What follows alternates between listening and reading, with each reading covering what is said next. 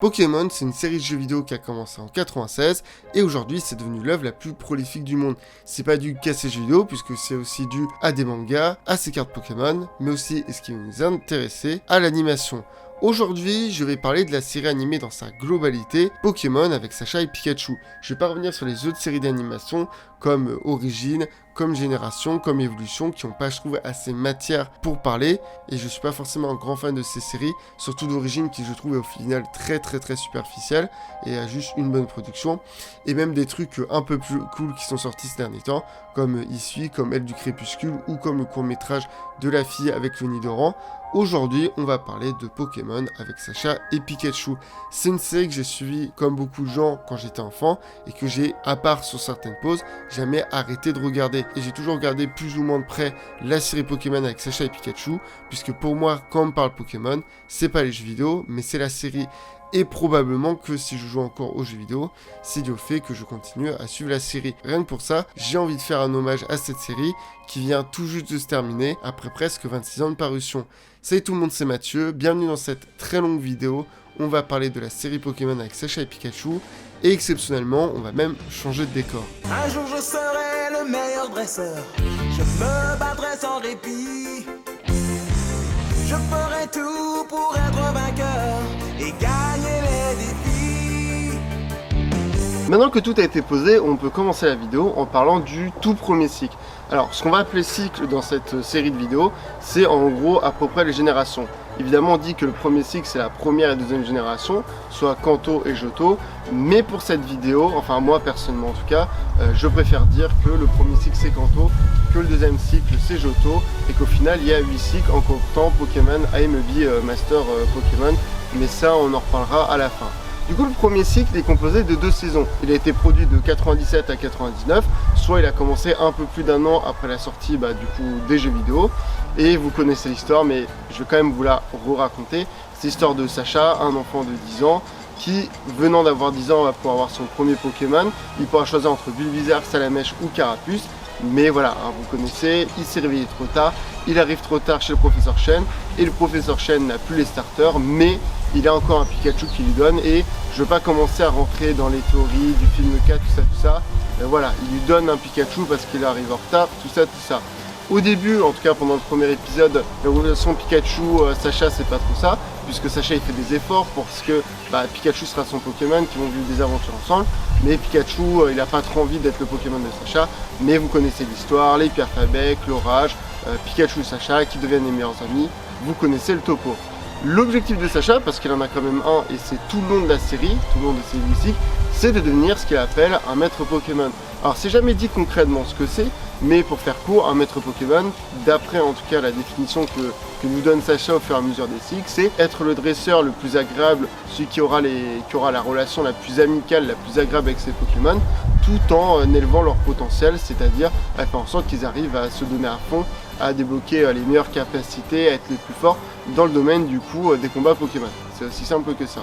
La série, pour vous donner quelques informations, parce que c'est un peu le but de la vidéo, l'histoire elle a été écrite par 2 personnes, par Takashi Shudo, dont on va pas mal parler au début de cette vidéo, et par Kunihiko Yunam, qui lui c'est un peu plus différent. S'il va commencer en tant que script comme Takeshi pour le premier cycle, en fait c'est surtout lui qui va devenir au fur et à mesure de la série et assez rapidement le directeur général de l'œuvre qui est Pokémon avec Sacha, Pikachu, tout ça.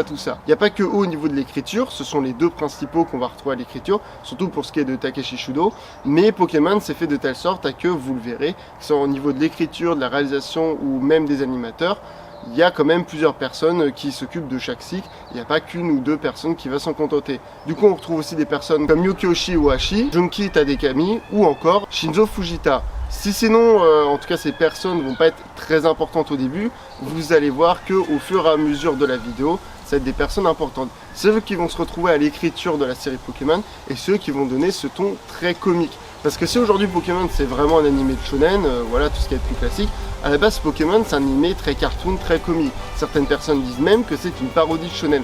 Je vais pas aller jusqu'à là parce que ça serait se fourvoyer, il y a quand même beaucoup de choses qui sont plus sérieuses, que ce soit la plupart des combats, que ce soit l'objectif de Sacha, que ce soit certains épisodes, ou même le fait que même si la série a une portée très comique, on y revient juste après, effectivement Sacha il va quand même un peu évoluer. À base Sacha il est très égocentrique, il sait pas trop ce qu'il fait.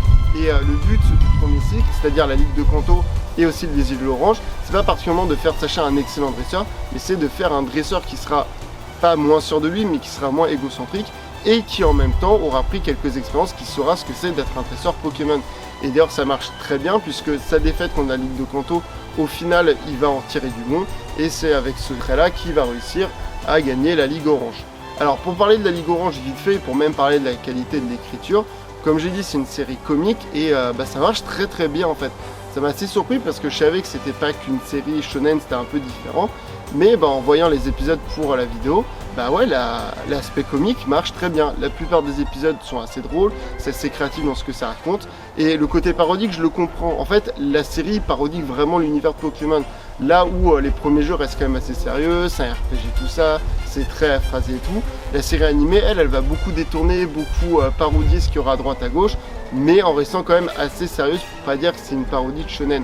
Et ça on le ressent aussi au niveau des personnages, que ce soit la Team Rocket qui est supposée être une organisation maléfique, très puissante et tout, les personnages qu'on va nous présenter, principalement Jesse, James et Meowth, globalement tout le long de la série, que ce soit du premier au dernier cycle, ça reste quand même entre guillemets des incompétents, Sacha aussi est fort, mais c'est des personnages qui vont beaucoup apporté à l'aspect comique, que ce soit par leur déguisement, par rapport à leurs phrases, par rapport à leur écriture, bref c'est des personnages qui sont vraiment pas pris au sérieux là où ils devraient l'être par rapport à leur fonction, que ce soit Pierre ou Ondine. Pierre il est quand même présenté comme quelqu'un d'adulte, comme quelqu'un de grand, qui a un grand frère qui s'occupe de ses enfants. Au final c'est quand même un sacré pervers, en tout cas dans ce premier cycle, c'est un personnage qui même s'il va apporter à Sacha, au final on ne prend pas trop en compte ce qu'il dit, donc il n'a pas effectivement trop d'importance, que ce soit en tant que personnage ou même au sein du cycle.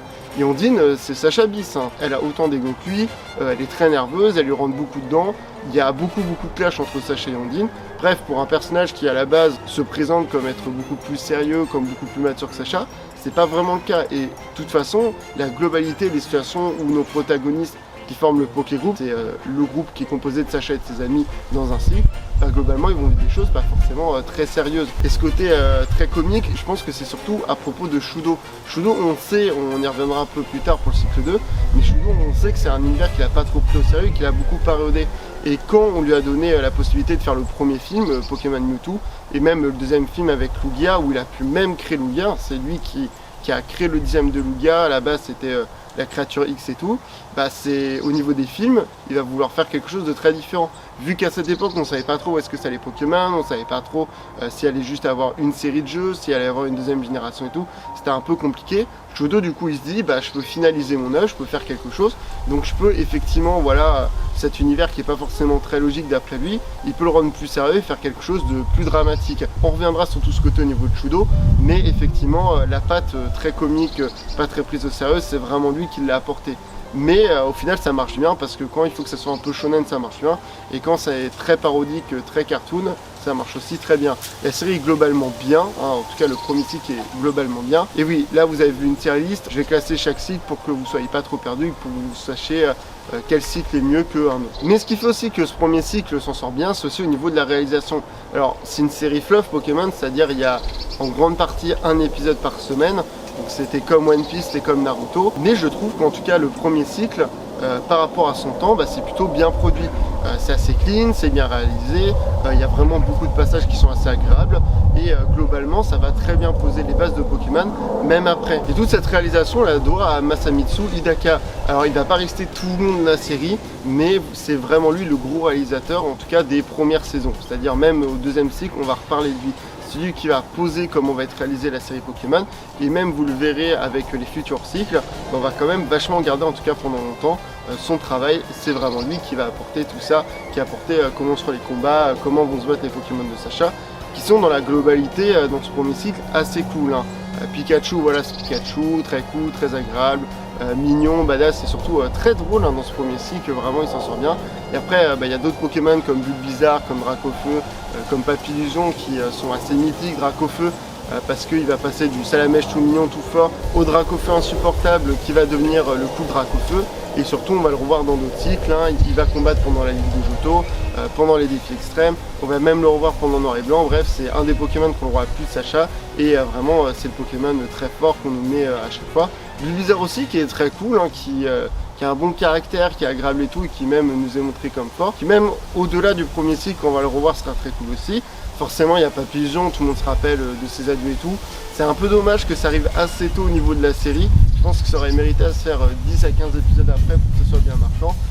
Mais en tout cas, le travail au niveau de Papillusion, les interactions, Chimipan, Pikachu qui regarde le ciel étoilé, ça marchait bien. Après, pour ce qui est des autres Pokémon de Sacha, je suis moyennement fan. Par exemple, Carapuce, je suis vraiment pas fan. Son côté arrogant, tout ça, c'est pas trop ça, voilà.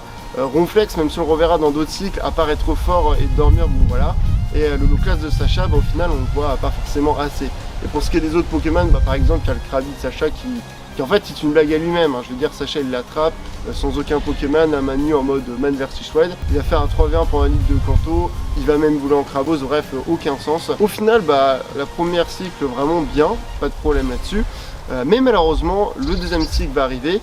Et si on fait une critique assez récurrente sur Pokémon, c'est-à-dire c'est toujours la même chose, c'est toujours le même schéma et tout, et ça devient vite répétitif, et effectivement, on va voir ça dans le deuxième cycle. Le monde change tout autour de nous. Pokémon Johto. Le deuxième cycle de Pokémon, il a duré pendant 3 saisons, c'est-à-dire de 99 à 2002, et si vous commencez à comprendre, en fait, comment est fait l'anime Pokémon, c'est très simple. Il est fait de telle sorte à que le cycle suive les jeux. C'est-à-dire que si entre 2 générations il y a 3 ans, et vous aurez 3 années de Pokémon, donc vous aurez 3 saisons dans un cycle. Voilà, c'est comme ça que ça marche. Du coup, le deuxième cycle de Pokémon, il n'y a pas grand chose à dire.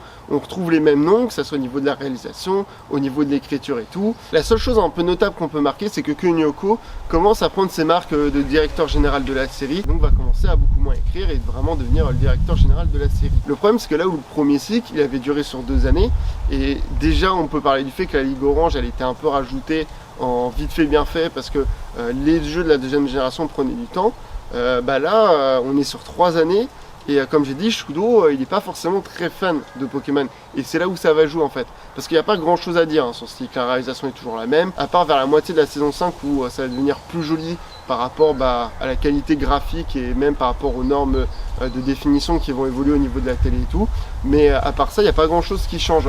Et le problème, c'est que vu que Shudo, il n'est pas forcément très fan de l'univers Pokémon, et vu qu'on lui a fait quelques coups de pute en interne, surtout par rapport au premier et deuxième film, Shudo, il va commencer à rentrer dans un gros burn-out, il va commencer à beaucoup boire. Je vais pas trop rentrer dans les détails. Si ça vous intéresse, après cette vidéo, je vous conseille celle de Dylan Chandouido ou Didi Chandouido. Il en parle très bien dans une vidéo de 40 minutes, assez intéressante, même si je suis pas trop d'accord sur sa conclusion à propos de la qualité de la série Pokémon.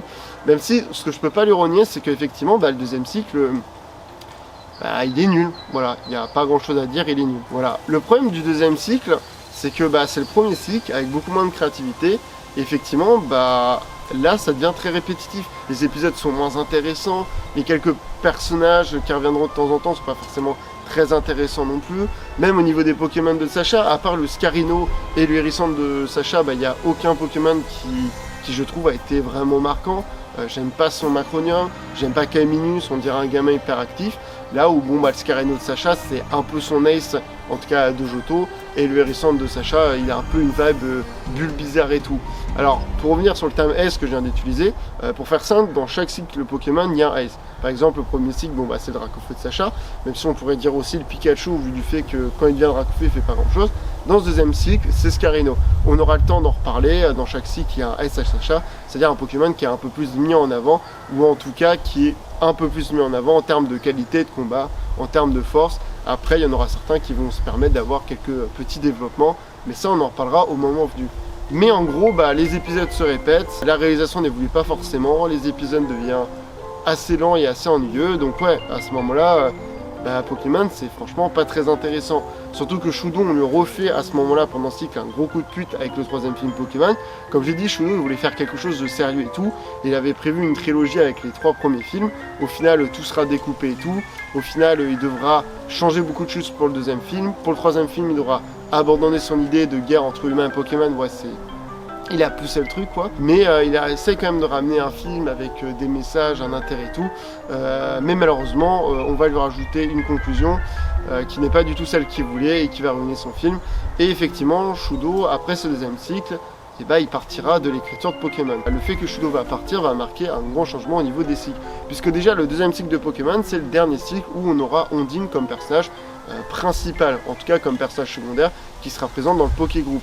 Et c'est pas forcément quelque chose de négatif, parce que bon, bah, Ondine, elle a pas apporté grand chose, à part quelques côtés humoristiques et tout, un peu comme Pierre d'ailleurs, mais Pierre, bon, on aura le temps d'y revenir, il va rester encore plus longtemps. Au final, ouais, la série patauge, et la série doit effectivement retirer certains personnages. Ondine, ça sera le cas, et effectivement, il va falloir travailler un peu plus Sacha, parce que Sacha, si comme j'ai dit, devient moins arrogant, il comprend ce que c'est d'être un dresseur avec le premier cycle. Dans le deuxième cycle, il apprend pas grand chose, il prend juste de l'expérience, il devient un dresseur qui a affronté plus de dresseurs et qui fait une ligue un peu dure, hein, parce que celle de Johto est plus compliquée. On nous rajoute une backstory pas forcément très intéressante, mais qui rend le personnage de Régis au moins cool, voilà. Moi, le personnage de Régis, même s'il est très arrogant, au moins il en devient un peu plus agréable à suivre et tout, en tout cas à suivre dans les quelques apparitions qu'il fait.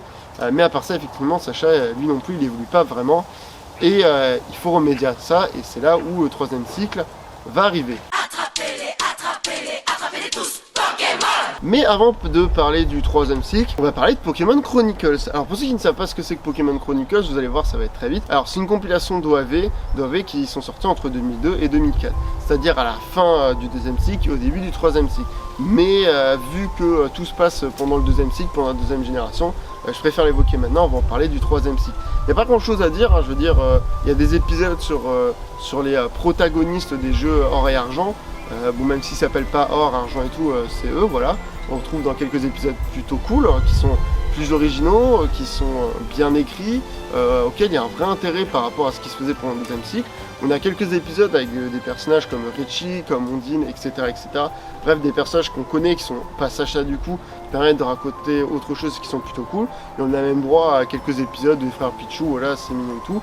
Mais tout ça pour dire que Pokémon Chronicles, même si les gens ne se rappellent pas forcément, bah, c'est un regroupement d'épisodes qui sont plutôt cool, et qui surtout, bah, pour moi, c'est un peu le changement entre le deuxième et le troisième cycle. Le fait de se dire, on a quand même envie d'écrire des trucs intéressants, un peu moins porté sur le comique, bon ça dépend, hein, par exemple Frère Pichou c'est que du cartoon et tout, mais par exemple sur les protagonistes de Argent, de faire quelque chose, pas forcément de plus mature, mais d'un peu plus construit, d'un peu plus vibe Pokémon. Et effectivement ça se ressent beaucoup, parce que ça a été fait à la fin du deuxième cycle et du troisième cycle, et le troisième cycle va beaucoup plus se rapprocher dans comment c'est écrit de Pokémon Chronicles que de Pokémon Johto. Le troisième cycle de Pokémon, du coup celui de Ruby, Saphir et Emerald, donc Pokémon Advance, va durer 4 années, donc c'est-à-dire 4 saisons. Ça a commencé en 2002 et ça va se terminer en 2006. Et la série, c'est vraiment un changement de ton, un changement d'écriture et même un changement de réal. Bref, c'est un gros changement au niveau de la série. Pour vous donner quelques informations, au niveau de l'écriture, on retrouve Yukioshi Ohashi, on trouve Junki Tadekami et Shinjo Fujita. Ils vont se retrouver à encore écrire pour la série Pokémon, mais ils vont se retrouver à plus écrire qu'avant, vu que Shudo, bah, il est parti. Donc pour information, c'est vraiment eux trois les gros à avoir écrit la série Pokémon à cette période-là. On retrouve aussi au niveau de la réalisation Norioki Sudo et Masamitsu Hidaka qu'on a déjà évoqué avant. Et qui dit du coup nouvelle écriture, nouvelle réalisation, comme j'ai dit, marque un changement de ton, puisque à partir de ce cycle, Pokémon devient un vrai shonen. Alors qu'est-ce que je veux dire par vrai shonen? Bah tout con, le personnage de Sacha. Sacha, comme j'ai dit, il apprend pas forcément grand chose, bon il est un peu égocentrique, tout ça, mais on a essayé de lui amener quelque chose. Et bah là, le troisième cycle, c'est un gros pas, puisque le troisième cycle, c'est faire de Sacha un bon dresseur, c'est-à-dire vraiment quelqu'un qui est capable d'affronter des vrais adversaires, qui commence à avoir des vraies stratégies, commence à avoir des vrais entraînements avec ses Pokémon, bref, à vraiment devenir le bon dresseur en termes de qualité, au niveau de faire combattre ses Pokémon et tout. Et d'ailleurs, bah, il est un peu présenté comme ça au tout début de la série, puisque la première rencontre qu'il a à faire avec Max, on reviendra sur lui juste après, bah, c'est que Max, lui, il dit « Ah, c'est toi qui as perdu pendant les quarts de finale, pendant la Ligue de Johto. » Effectivement, comme dit Sacha, c'est quelque chose d'assez prestigieux. Effectivement, il y avait de bons dresseurs. Bon, aujourd'hui, on sait que c'est pas forcément les meilleurs dresseurs, mais effectivement, c'est une marque pour dire « Bon, Sacha, c'est pas un noob maintenant. » Et on ressent surtout au niveau de ses Pokémon, parce que si le premier cycle, bon, bah, les Pokémon de Sacha étaient cool, mais la plupart n'étaient pas forcément extrêmement forts et tout. Si le deuxième cycle, comme j'ai dit, j'ai pas forcément d'affect avec eux, je les trouve pas forcément intéressants, et voilà. Bah, au niveau du troisième cycle, on a des Pokémon bien plus intéressants. On a Lidl qui est le premier Pokémon de type vol de Sacha, enfin, en tout cas vol normal, que j'apprécie vraiment et qui est vraiment très utile, que ce soit au niveau de l'intrigue ou même au niveau des combats. On parle quand même du Pokémon vol normal, en tout cas le Pokémon oiseau de Sacha qui a le meilleur ratio en termes de victoire, rien que ça. On a Junko qui est un vrai ace de Sacha. On a vraiment la vraie définition d'un ace là, puisque Junko c'est un peu le Pokémon classe et tout, avec sa petite brindille qui vraiment est très mise en avant au niveau des combats. C'est souvent lui qui les finit et tout. Et il a même son petit arc où il n'arrive plus à faire ses attaques et tout. Bref, c'est assez intéressant et il est plutôt bien mis en avant. Bon, après il y a aussi d'autres Pokémon. Hein. Il y a Crapins qui est assez moyen. Voilà, je l'apprécie pas forcément au niveau de son caractère. Mais c'est vrai que ce qu'ils en font au combat est plutôt cool. Et après oui, hein, il y a le Chartor, il y a l'Oniglali, il y a le Fampi du deuxième cycle qui revient, qui est un peu plus utile, qui évolue. Il y a le Capumin qui arrive à la fin, bref, il y a aussi des Pokémon pas forcément intéressants. Mais en tout cas au niveau des 4 gros Pokémon de Sacha, c'est-à-dire Pikachu, Junko, Eledel et Crapins, il y a quelque chose qui est fait qui est plutôt intéressant. Et effectivement, les combats, on essaie de les mettre plus en valeur. Parce que dans le deuxième cycle, et même dans le premier cycle, j'en ai pas trop parlé, mais dans le premier cycle de Pokémon, les combats ils sont vraiment un peu tournés en parodie, en humour et tout, soit ils sont hyper pris au sérieux. Dans le deuxième cycle, ils sont plus pris au sérieux, mais ils sont franchement pas très intéressants. En fait, c'est assez bizarre parce que le deuxième cycle, on nous montre que les Pokémon de Sacha sont pas si forts que ça, mais d'un autre côté, ils galèrent pas trop, sauf une fois contre les dresseurs. Et d'un autre côté, face à la ligue de Johto, il va quand même utiliser pas mal de Pokémon du premier cycle, donc c'est assez spécial. Là, effectivement, on nous montre que c'est pas les Pokémon les plus forts, que arrivé à la Ligue d'Owen, effectivement, ils n'avaient pas encore le niveau et ça va être compliqué pour Sacha. Avec la dernière saison et demie, donc la partie défi extrême et tout, là, effectivement, on voit qu'ils arrivent à maturation, que ça devient un peu intéressant et que par exemple, le Junko de Sacha, ça y est, il est vraiment fort. Bref, on pose bien les choses, c'est assez cool. Et c'est un peu le problème que j'ai en fait, le défi extrême. Parce que le défi extrême, même si c'est une bonne conclusion à ce cycle, c'est aussi un bon résumé des 2 saisons et demie avant. Le problème que j'ai avec Owen, et on va y revenir avec un autre personnage, c'est que la série... c'est que la série elle est quand même longue quoi, elle dure sur 4 années et il y a beaucoup d'épisodes qui au final se répètent beaucoup. Alors il y a beaucoup d'épisodes qui sont plutôt coolos, il y a toujours ce côté très comique parce que ça reste Pokémon, donc ça marche plutôt bien, le côté shonen est plutôt cool, mais effectivement plus la série avance, plus ça devient assez long en fait. Et globalement la série est longue, on a Chartor, Oniglali qui sont pas forcément mis en avant, en tout cas qui sont pas assez mis en avant, donc on se ressent que qu'à un moment, les scénaristes savaient pas trop quoi faire non plus. On sent qu'effectivement, il fallait changer le ton, il fallait repenser et tout, il fallait se dire comment on va faire les choses. Et en termes de qualité d'épisode, c'est vrai que la série est quand même assez hétérogène. Alors la série en reste bien et surprenamment, j'étais très surpris de voir qu'elle est vraiment bien. Je pense que parmi tous les cycles, c'est peut-être celui qui est le plus sous-coté. Mais effectivement, la saison et demie, elle est vraiment cool, elle est vraiment très bien. Parce qu'en fait, c'est ce qu'on a fait pendant 2 années et demie, mais de manière plus résumée, donc il y a moins d'épisodes chiants, il y a plus d'épisodes marquants et c'est cool.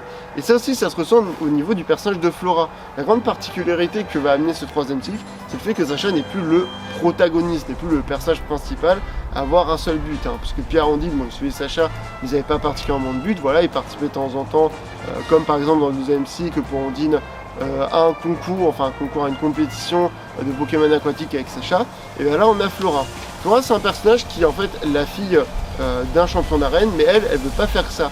Et si au début de la série, ça prend pas mal de temps, qu'on voit que elle est partie devenir dresseur sans trop de conviction et tout, on voit qu'effectivement, dans certains épisodes, il y a des choses qui l'intéressent, et ça touche souvent à l'artistique et tout. Et vu que les jeux Pokémon Ruby, Saphir, Emerald, ils ont amené le système des concours Pokémon, Flora, elle va représenter effectivement les concours Pokémon.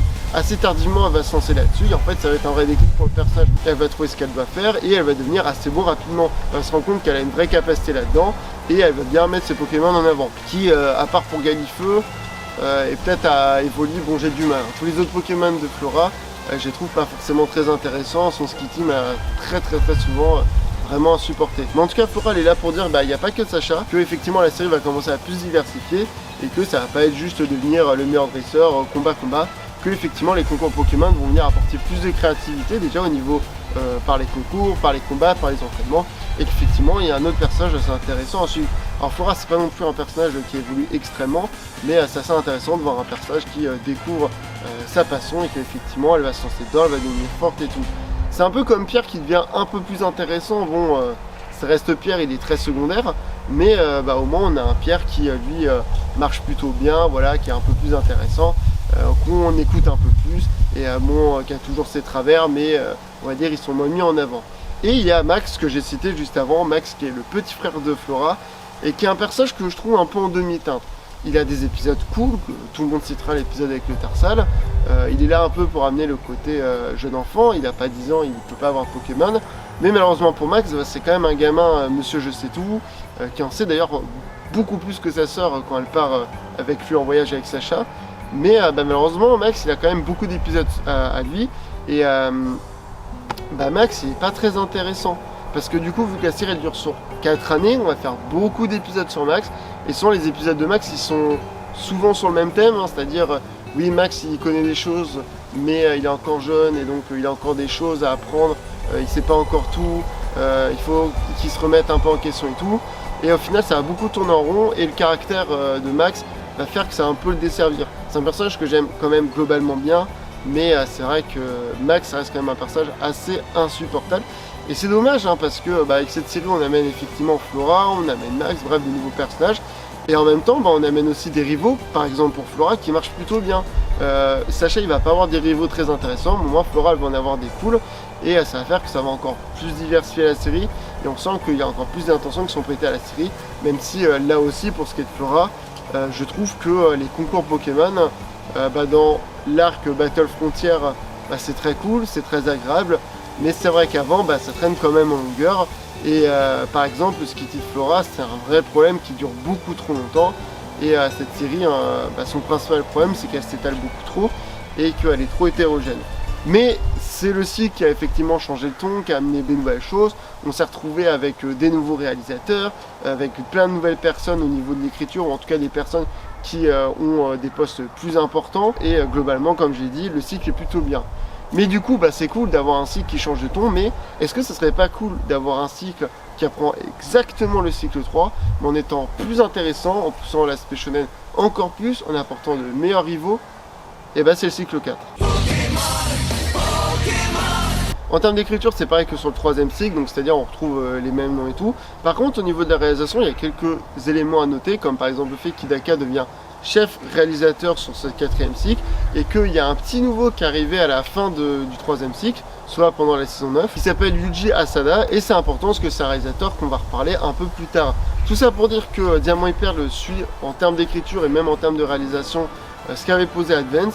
Et justement, comme je vous l'ai dit, je vais mettre ça tout de suite sur le tapis. Le quatrième cycle, c'est comme le troisième cycle. Ça dure 4 ans, donc 4 saisons, et malheureusement, oui, ça dure un peu trop longtemps. Il y a encore là un côté très hétérogène en termes de qualité.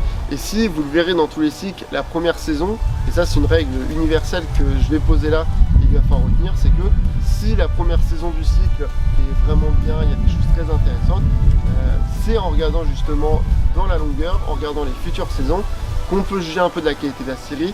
Et si, comme je l'ai dit, je la trouve mieux que Advance, parce qu'il y a globalement beaucoup plus de bons épisodes, il y a aussi pas mal de très bons épisodes, mais aussi Diamant et Perle, c'est le cycle qui comporte, je pense, on peut le dire, les moins bons épisodes de toute la série. Et ça, c'est pas forcément très positif. Mais pourquoi ce quatrième cycle est mieux que le troisième cycle? Déjà, la remplaçante de Flora. Comme j'ai dit, du coup, Pokémon, ça devient shonen et tout. Et cette fois, on fait pas comme avec Ondine, on garde pas le personnage le temps de plusieurs cycles. Cette fois, on part du principe que le Pokégroup va à chaque fois changer dans chaque cycle. Et le personnage qui va remplacer Flora, c'est Aurore. Et elle va tellement le remplacer que ça va être elle le protagoniste du premier épisode. Alors, on va poser les choses, oui, Sacha reste quand même le protagoniste, le personnage numéro 1 avec Pikachu, mais là où Flora, elle avait quand même une importance, on peut dire que c'était presque un personnage principal, au même type que Sacha. Aurore, parmi tous les personnages de toute la série Pokémon, avec Go, on y reviendra, c'est le personnage qui, effectivement, sera le plus présent pendant son cycle. Et globalement, Aurore, c'est aussi le personnage qui, tout du long de la série, sera la plus présente. Puisque, on va pas en parler, mais je le pose ici, on la revoit pendant le 5e cycle, et on le voit aussi pendant le 8e cycle. Donc c'est pour vous dire qu'effectivement, Aurore, on va la revoir pas mal. Parce que Aurore, c'est un personnage qui va se situer juste en dessous de Sacha en termes de développement de personnage. Aurore, c'est pas comme Flora. Aurore, elle sait ce qu'elle veut faire tout de suite. Elle veut faire comme sa mère, elle veut la succéder, c'est-à-dire elle veut devenir une grande coordinatrice Pokémon. Donc tout comme Flora, les concours Pokémon, tout ça, l'aspect artistique, créatif et tout, qui est beaucoup plus poussé dans cette série, à un point qu'il y a certaines choses, voilà, Pokémon, c'est très fantaisiste et tout, mais il y a quand même certaines choses, ça ne devrait pas trop se passer comme ça. Mais en tout cas, Aurore, c'est un personnage qui sait ce qu'elle va faire. et qui va très vite faire des concours à un tel point qu'elle fera au début de la série plus de concours que Sacha aura fait 2 matchs d'arène. C'est vraiment pour vous dire. Mais Aurore, c'est surtout un personnage qui est très intéressant et qui est très développé. Au début, on voit qu'elle a des facilités, qu'elle connaît le domaine et tout. Même si elle va voir sa principale rivale Zoé comme mentor et tout, elle va quand même gagner des concours assez rapidement par rapport à Flora. Sauf que c'est bien beau de gagner des concours, mais dans la série Pokémon, comme pour Flora, il faut gagner 5 concours pour arriver à la ligue des concours. Et si Aurore elle va bien commencer, ça va être un peu plus compliqué. C'est un personnage qui, si elle va avoir une équipe Pokémon assez stable, assez bien présente, mise en avant, comme surtout son type ouf, qui en fait, comme Pikachu en termes de présence, pour le comique et tout, mais qui sera aussi présent que Pikachu, et ça c'est important, les autres Pokémon d'Aurore, par rapport à ceux de Flora, on les voit aussi beaucoup plus, et on essaie de faire un peu du développement.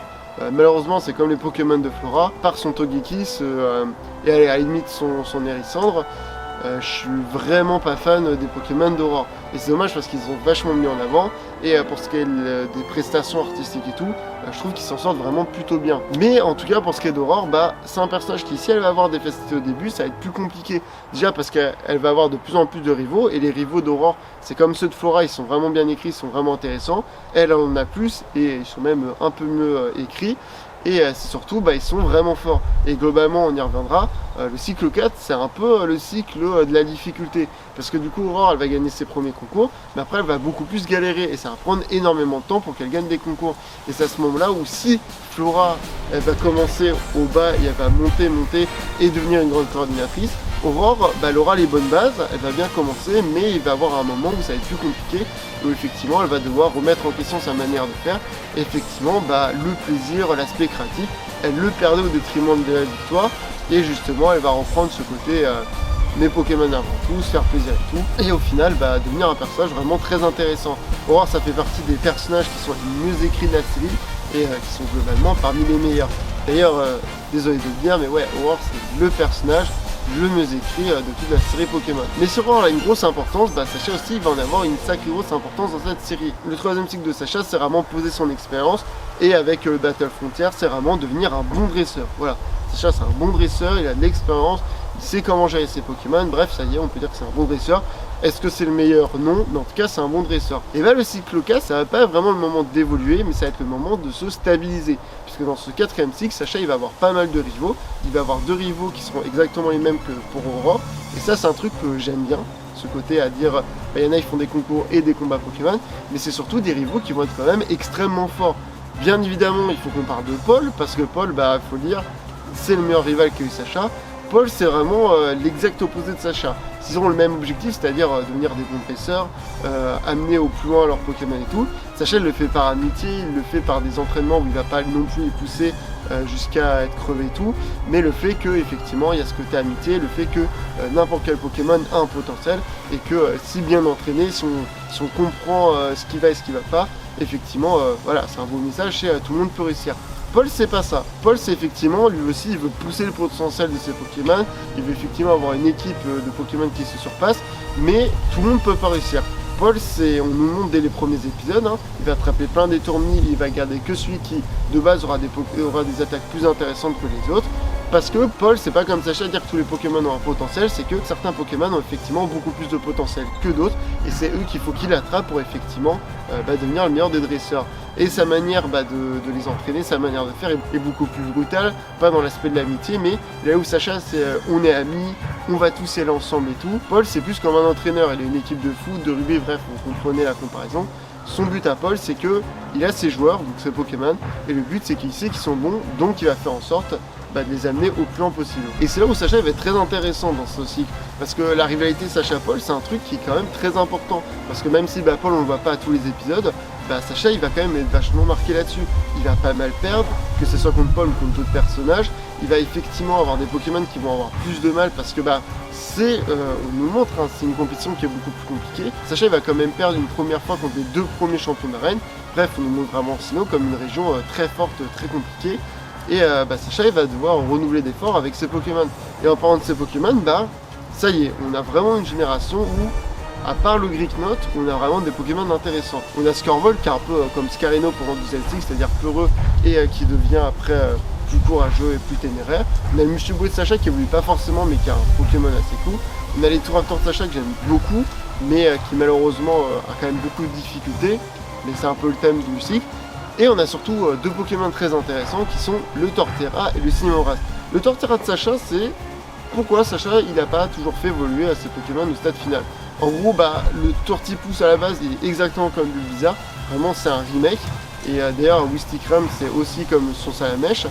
Mais là où Bulbizarre n'a pas évolué, donc il a gardé ce côté vif, ce côté à pouvoir esquiver tout, Sacha il va faire évoluer son Tortipousse, et plus il évoluera, plus effectivement il va devenir un Pokémon plus lourd, plus gros, et qui sera moins adapté à sa façon de se battre au début. Et c'est pour ça que le Torterra de Sacha, plus il va avancer dans la série, plus effectivement il va se faire battre, il aura du mal. C'est un truc que je trouve très intéressant, c'est de montrer quand même aux spectateurs que oui, à l'évolution c'est bien, ils deviennent plus puissants et tout, mais si effectivement ils deviennent plus puissants, leur nouveau corps, leur nouvelle évolution ne va pas forcément être propice par rapport à ce qu'ils étaient à la base. Et autre Pokémon qui est très intéressant, bien évidemment, le Cinemras de Sacha, qui est, on peut le dire, le Pokémon de Sacha qui a reçu le meilleur développement et le plus gros même développement, et qui est l'ace de ceci. En gros, à la base, c'est le Wistikram de Paul. Paul, il décèle un potentiel avec ce Wistikram, c'est-à-dire que sa capacité brasée, donc à augmenter les attaques de type feu quand il est en difficulté, est beaucoup plus abusée, beaucoup plus exponentielle avec ce Wistikram. Tout le long de la première saison, il va faire en sorte de le pousser, qu'il devienne fort. Il va pas réussir, il va l'abandonner. Sacha va le récupérer, et c'est avec ce Wistikram qui deviendra un Cinemras, qui battra en 1v1 l'électable de Paul pendant les quarts de finale de la Ligue de Sinnoh. Et c'est trop bien.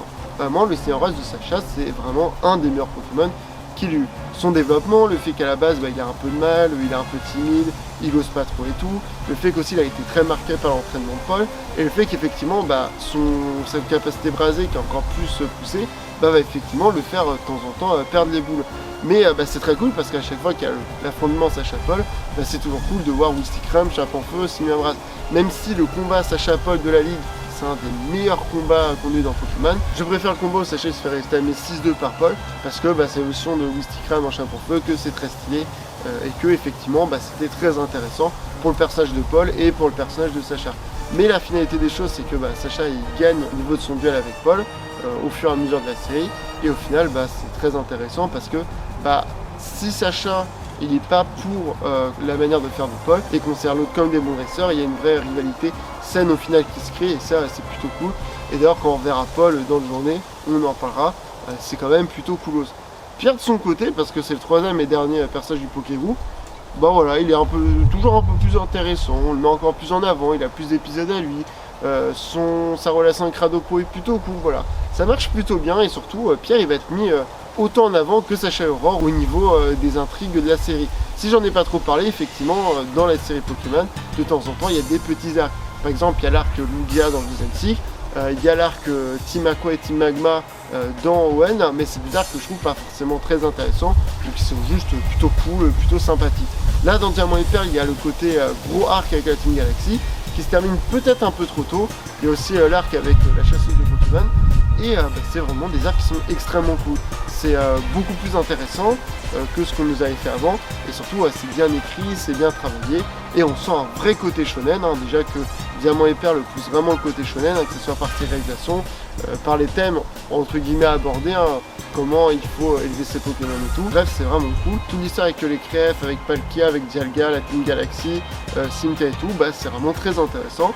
Et d'ailleurs, honnêtement, Cynthia, si j'en ai un peu rien à foutre d'elle dans les jeux, je trouve que c'est un personnage qui est vraiment très cool dans ce cycle, et même globalement dans la série Pokémon. Tout ça pour dire que, Diamant et Perle a quand même pas mal d'épisodes au fur et à mesure qui sont vraiment mauvais, mais c'est une série qui est plutôt cool. Je veux dire, même la Team Rocket, qui est plutôt globalement dans toute la série assez drôle, assez agréable et tout à voir, de temps en temps on n'aimerait pas les voir, mais ils marchent quand même bien. Eux ils ont le droit quand même à un bon traitement dans Diamant et Perle.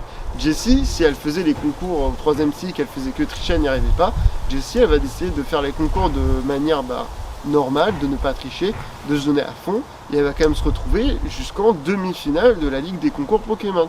Donc ça c'est vraiment très cool.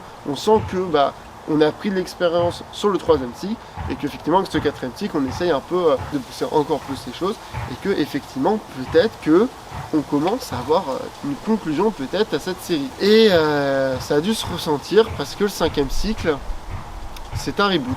Les débuts sont toujours difficiles. Alors, le 5e cycle, on revient à du 3 ans, puisqu'on est sur du 2010-2013, donc 3 saisons, 3 années. Et quand je dis que c'est un reboot, c'est à peu près ça. Sacha, on nous le vend comme le dresseur de 10 ans, VF, VO, VA, bref, voilà. Mais on n'oublie pas que Sacha, il a fait Kanto, qu'il a fait Johto, qu'il a fait Oen, qu'il a fait Snow, mais voilà. C'est-à-dire que le comportement de Sacha est beaucoup plus proche du comportement qu'on avait dans le premier cycle, en termes de maturité, même d'expérience, de comment gérer ses Pokémon, que de Diamant et Perle. Et déjà, ça, c'est problématique. Je vais pas trop rentrer dans le cas noir et blanc, parce que beaucoup de gens en ont parlé, et que globalement, c'est assez rapide à expliquer. On a essayé de rebooter la série en termes de ton, que ça se fasse moins shonen sérieux, que ça soit plus sur du comique. On est beaucoup moins sur du cartoon comique que le premier cycle, donc on est plus sur de la qualité d'écriture du deuxième cycle. Et même au niveau du Pokégroup, c'est pas trop ça. Rachid, je l'aime bien, honnêtement, il est cool, c'est un bon remplaçant en pierre. Même s'il a les mêmes fonctions, je veux dire, c'est championnat reine de la première reine, il fait la cuisine, il a des bonnes connaissances, une bonne analyse et tout. Mais bon, bah, ces petites mimiques, ces petites gimmicks et tout, je les aime plutôt bien. Je sais que Rachid n'est pas trop apprécié, mais moi je l'aime plutôt bien. Par contre, il faut qu'on parle d'Iris. Iris dans les jeux, elle est quand même cool, elle a l'air intéressante, elle devient même la maître dans Noir 2, Blanc 2. Et la Iris, c'est juste Ondine bis, plus poussée, avec un côté, on va essayer de créer un truc, genre elle veut devenir maître dragon. D'ailleurs, elle ne deviendra pas maître dragon, elle deviendra maître du Nice, rien que ça, avec journée. Mais c'est dommage parce que elle n'est pas intéressante. Les quelques épisodes intéressants sur elle sont vraiment cool, mais il y en a trop peu. Son histoire avec Minotaur et Dracolos, c'est au final cool, mais c'est hyper court. Au final, Iris, c'est juste, je suis Ondine, je gueule sur Sacha, H24, j'ai pas particulièrement d'évolution. Et bah vous avez remarqué que Noir et Blanc, c'est quand même le premier cycle au final. Pour revenir à Sacha, il va avoir beaucoup de Pokémon comme le premier cycle. Et comme le premier cycle, il y en a très peu qui sont intéressants. Il y a Gros Tichon, voilà, plutôt cool, voilà. Il y a Crocorible qui est vraiment le ace, même s'il vient assez tardivement, mais l'ace de Sacha il est plutôt cool. Mais à part ça, Moustillon, bon ça va, c'est cool, mais je m'en fous. Vipellière, c'est quand même un énorme gâchis, en soi-disant très forte et tout, voilà. Encore une fois, un Pokémon vol normal, ça y est, on y retourne, qui est pas terrible. On a Baguiguan, putain, on aurait pu faire un truc tellement stylé, on aurait pu vouloir baguer, quel Pokémon de fou et pourtant rien. Et c'est pareil pour les autres Pokémon de Sacha. Il n'y a rien d'intéressant à en tirer, ils sont pas particulièrement cool. Et bah en fait, c'est juste la saison de Pikachu. Alors il fait rétamer par le VPR de Nico, voilà. Bon, la blague, voilà, il se fait défoncer par un VPR niveau 5, on l'a compris. Mais voilà, c'est... À part ça, le Pikachu de Unis s'en sort quand même vachement bien. Et pourtant, Sacha, il s'en sort pas du tout. Il fait que perdre, il est vraiment pas très fort. Et en toute honnêteté, il perd contre Nico. Et Nico, c'est le Paul du pauvre. C'est exactement les mêmes manières dont il voit les Pokémon. Il est encore plus arrogant que Paul. Pas parce qu'il a une manière, parce qu'il se dit il faut que je fasse mon Pokémon comme ça et tout. Non, juste parce qu'il est arrogant, voilà. Parce qu'il se dit je suis le meilleur, j'ai battu Sacha, c'est un nulos, moi je suis le meilleur et tout. Et bah, c'est hyper frustrant. Il apporte strictement rien. En plus, il se fait battre dans la ligue de Unis dès le premier tour en 1v1 contre Sacha. C'est-à-dire qu'il a même pas un 3v3 ni un 6v6. C'est vraiment un gâchis. Et pourtant, les autres rivaux de Sacha, entre guillemets, plutôt les amis, parce que c'est plus comme ça qu'on peut le dire, eux, je les aime bien. Eux, je les aime vraiment bien. Je tiens quand même à dire que Bianca, elle a battu Nico, ce qui est quand même très drôle. Mais je les aime plutôt bien. On ressent quand même la qualité d'écriture des anciens rivaux, par le fait qu'ils sont quand même cool, qu'ils sont agréables et tout. Et sur le coup, le fait que la série soit moins sérieuse, fait pas forcément que ces rivaux soient moins intéressants. Ils sont plus dans un côté agréable, fun et tout. Et bah, là-dessus, les rivaux, ils marchent bien. Parce que Noir et Blanc, même si, il faut le dire, c'est la série la plus décriée avec Soleil et Lune, force est de constater qu'elle a quand même des trucs plutôt cool. La plupart des épisodes sont pas intéressants, l'humour marche pas, les épisodes sont assez ennuyeux, racontent pas grand chose. On est vraiment sur de la qualité du cycle 2, mais à différence du cycle 2 qui est nul, et Noir et Blanc aussi, hein, je suis désolé, au moins Noir et Blanc, bah, ça se permet d'avoir des épisodes coolos. Il y a pas mal de tournois à droite à gauche, c'est cool, ce qui fait que la série elle a quand même des passages assez agréables, et de toute façon, ce reboot, on a bien vu que ça allait pas trop marcher. Déjà, ils avaient un peu pris leurs précautions avec la Team Rocket, qui était vraiment devenue compétent, fort et tout. Bon, à la fin de la série, c'est la Team Rocket d'avant. On a essayé de faire un truc un peu plus sombre, le plus dark avec eux. Malheureusement, à cause d'événements IRL, c'est-à-dire des catastrophes naturelles, ça n'a jamais pu aboutir et les épisodes se sont fait charcuter et ont été retirés, malheureusement.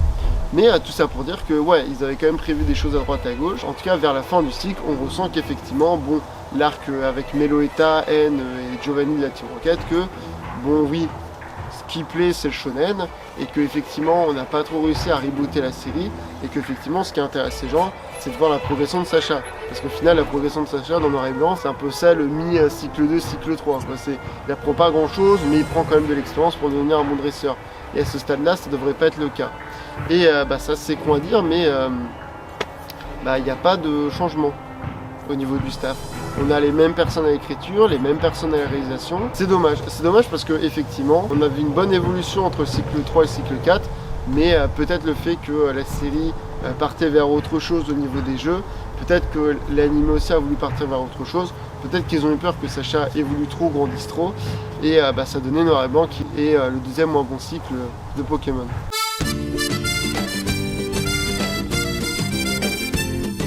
On revient dans le décor actuel puisqu'on va marquer une petite pause, on va parler des films Pokémon. Alors on va pas parler de tous les films, mais je trouvais ça quand même assez important d'en parler, puisque tous les films ont Sacha comme protagoniste, et aussi ça va nous permettre de comprendre qu'est-ce qui est intéressant dans la série Pokémon et tout, puisqu'il y a des choses qui sont assez liées en termes de qualité entre les films et entre la série. Et puisqu'on est entre le cycle 5 et 6, on a commencé à avoir pas mal de personnages et tout, donc si je vous spoil on va dire les derniers personnages, c'est pas bien grave.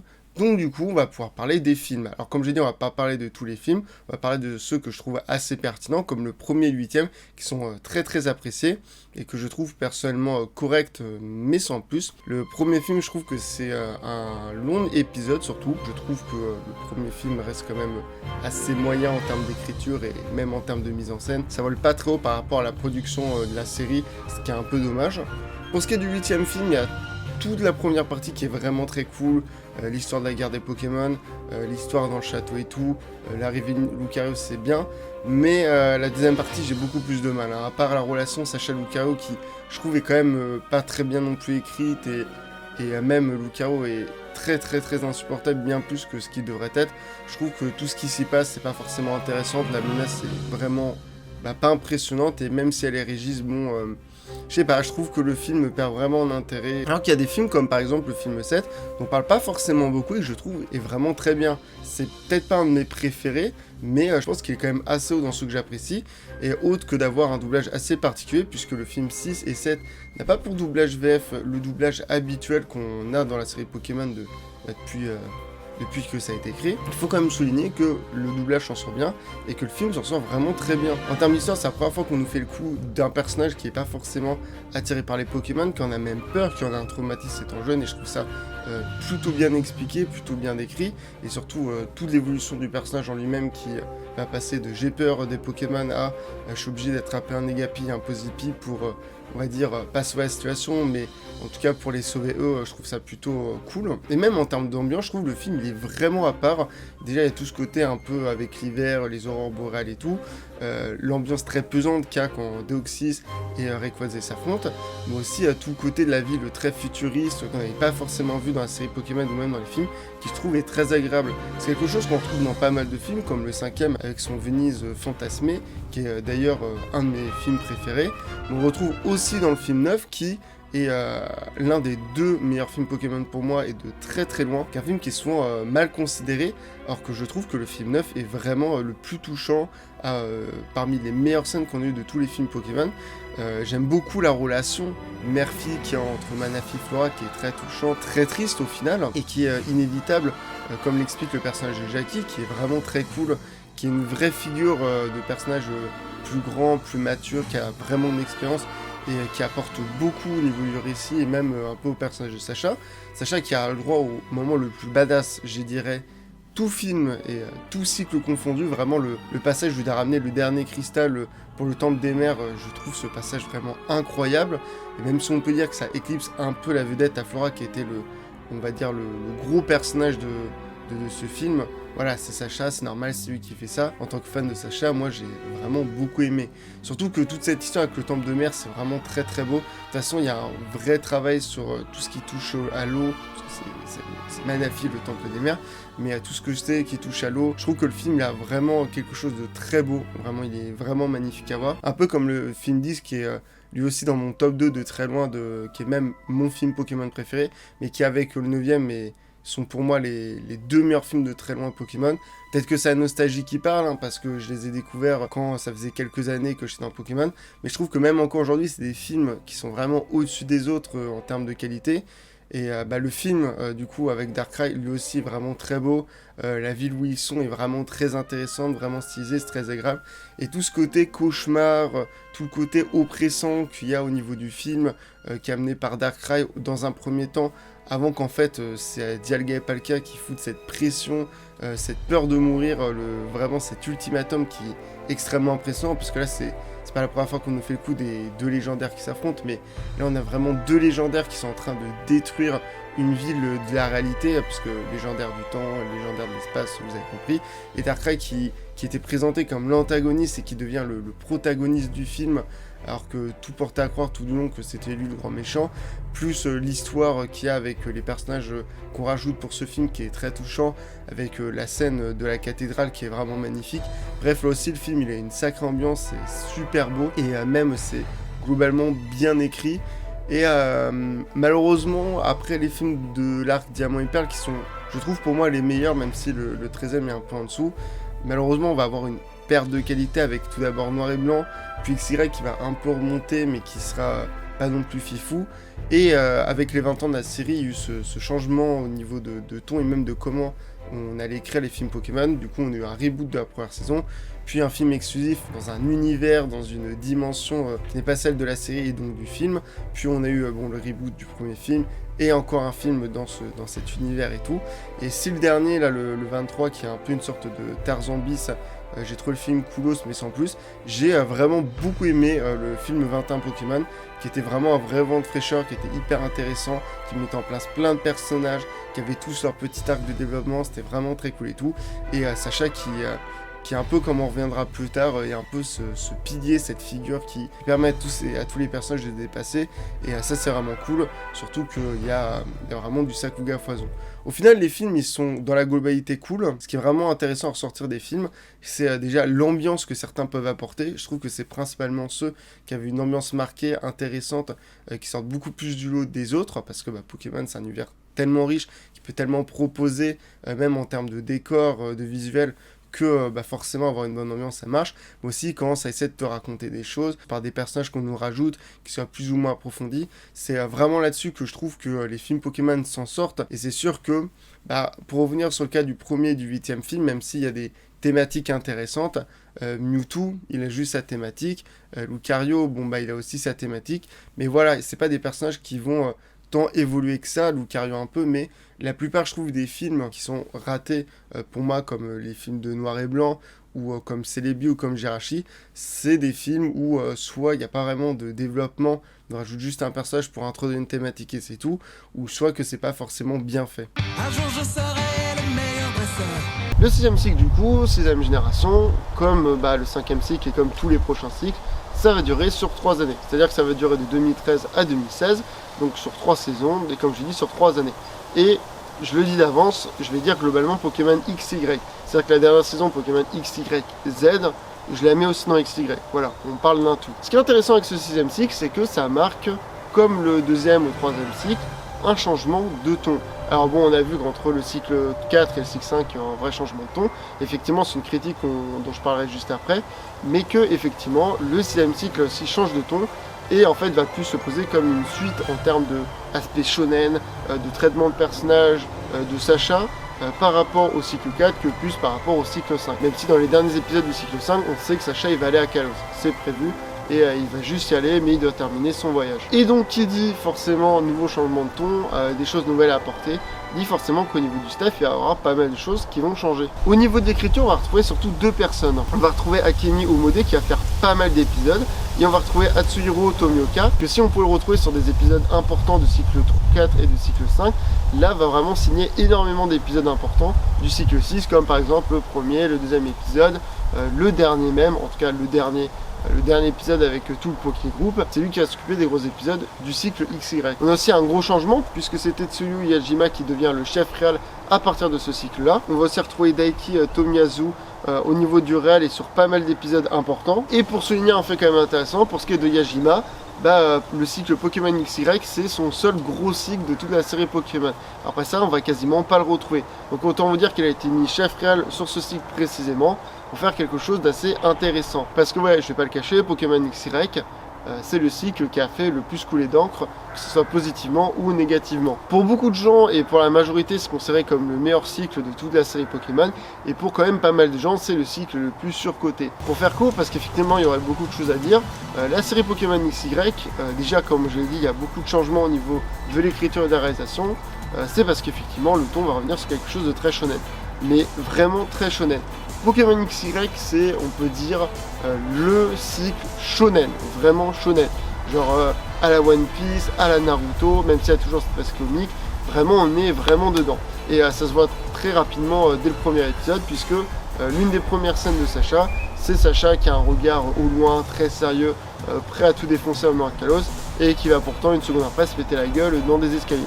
Tout ça pour dire que Sacha, c'est pas celui de noir et blanc, il est beaucoup plus vague que Diamant et Perle, et vraiment en termes d'évolution, c'est juste après, mais on n'oublie pas que c'est une série Pokémon. Et ce qui marque surtout, c'est le traitement que vont avoir les personnages. Déjà, c'est le cycle, on peut le dire, où Sacha va être vraiment remis en question. Sacha, il n'est jamais trop remis en question au niveau des cycles, puisque bon, des fois il va perdre, des fois il va se dire, bon, faut que je change ça, faut que je change ça. Là, Sacha, il va avoir un vrai changement au niveau de qui il est et comment il se comporte avec ses Pokémon. Puisque si, comme j'ai dit, on prend la suite de Diamant et Perle, à la fin de Diamant et Perle, Sacha, c'est un dresseur aguerri. C'est un très bon dresseur, il a affronté beaucoup d'adversaires bons, il a une vraie expérience, il n'a plus vraiment grand chose à prouver. Tout ce qu'il doit faire maintenant, c'est devenir le plus grand des dresseurs, le maître Pokémon. Là, il est à un stade où effectivement il peut le devenir. Et c'est ce qui va faire que il va quand même au final pas mal perdre, mais pas forcément tout de suite. S'il perd effectivement son premier combat d'arène, après Sacha il va un peu se nerfer sur toutes les arènes. Alors globalement les combats ils sont toujours assez durs, il a toujours quand même du mal, et ils sont souvent très cool à voir. Mais effectivement c'est avec la dernière saison XYZ où Sacha il va commencer à perdre. Et on va le voir surtout avec deux personnages, Alain et Shota. Oui désolé, je dis les noms en VOSTFR parce que c'est la série que j'ai vue en intégralité en VOSTFR. Alors regardez du Pokémon en japonais, je l'avais déjà fait. Pour ceux qui avaient le tips à l'époque, Pokémon Diamant et Perle, on tapait DP plus le numéro de l'épisode sur YouTube. Ouais, sur YouTube. Et on avait l'épisode en VO sous-titré en anglais. C'est comme ça que j'ai pu un peu suivre Pokémon Diamant et Perle en direct. Même si j'avais clairement lâché l'affaire avec Diamant et Perle, étant donné que la série me plaisait pas trop.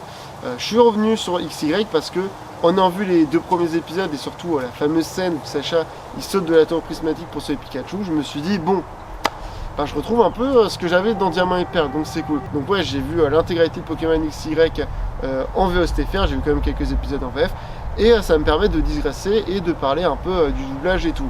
Globalement, le doublage en VO est vraiment très cool de Pokémon. Sa doubleuse à Sacha, Rika, elle s'en sort extrêmement bien, la voix colle très bien, et globalement les seiyuu marchent très bien. D'ailleurs, c'est quand même marrant de voir des gros seiyuu, de gros animés comme par exemple la voix d'Armin, par exemple sur la voix de Lem, ça c'est assez drôle à voir, mais on n'a pas à broncher. Si je trouve que le doublage anglais, en tout cas globalement, est pas forcément très ouf, même si la nouvelle voix de Sacha, et je trouve, s'en sort très bien, et une meilleure voix que sa première voix, et surtout aime profondément le doublage qu'elle fait avec Sacha. C'est vrai que le doublage anglais, même dans les autres pays, pas forcément ouf. Par contre, nous en VF, vraiment, on a un doublage que j'aime énormément. Globalement, toutes les voix collent très bien, au niveau de la Team Rocket, au niveau de Sacha. Je trouve que le travail est bien fait, même le respect de l'adaptation est vraiment très cool. Et là-dessus,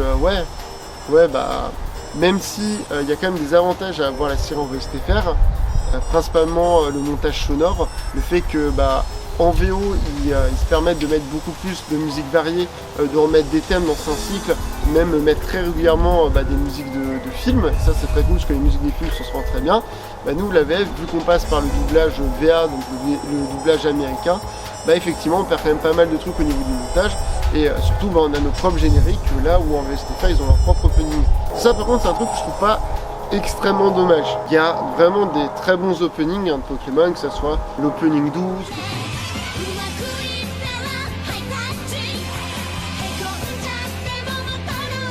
que ce soit l'opening 9.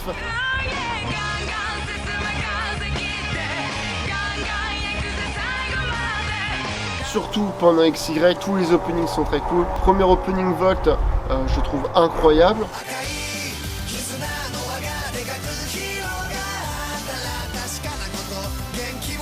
l'opening 19 XYZ, c'est une dinguerie, voilà, quand j'ai vu cet opening je me suis dit mais où est-ce que va partir la série, ça va être un truc de fou.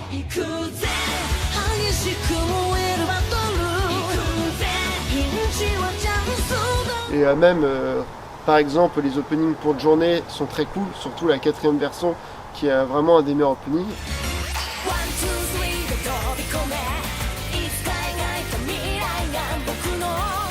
Mais c'est vrai que bon, même si on a un peu baissé en qualité, je trouve quand même que nos génériques en VF sont globalement meilleurs que pour ce qui est de la VO. Donc conclusion, la VF et la VO c'est aussi bien, mais c'est vrai que j'ai quand même du mal à voir Pokémon XY qui se prend très comme un shonen et de le voir en VF. Voilà, c'est ma petite digression, j'ai toujours vu Pokémon en VF, même journée j'essaie de rattraper en VF, mais c'est vrai que XY c'est la seule série où vraiment je regarde en VOSTFR. Mais tout ça pour dire que cet aspect très shonen et tout, il se ressent beaucoup dans Sacha. Parce que Sacha, si comme je l'ai dit, il va pas avoir trop de mal au final tout le long de la série, Shota et Alain, qui sont des rivaux qui vont quand même arriver assez tardivement, vont montrer que si Sacha c'est un très bon dresseur, qu'effectivement il existe toujours meilleur que lui. Et c'est à ce moment-là où Sacha il va commencer à un peu rentrer dans une phase où il va énormément perdre. Il va reperdre contre un champion d'arène.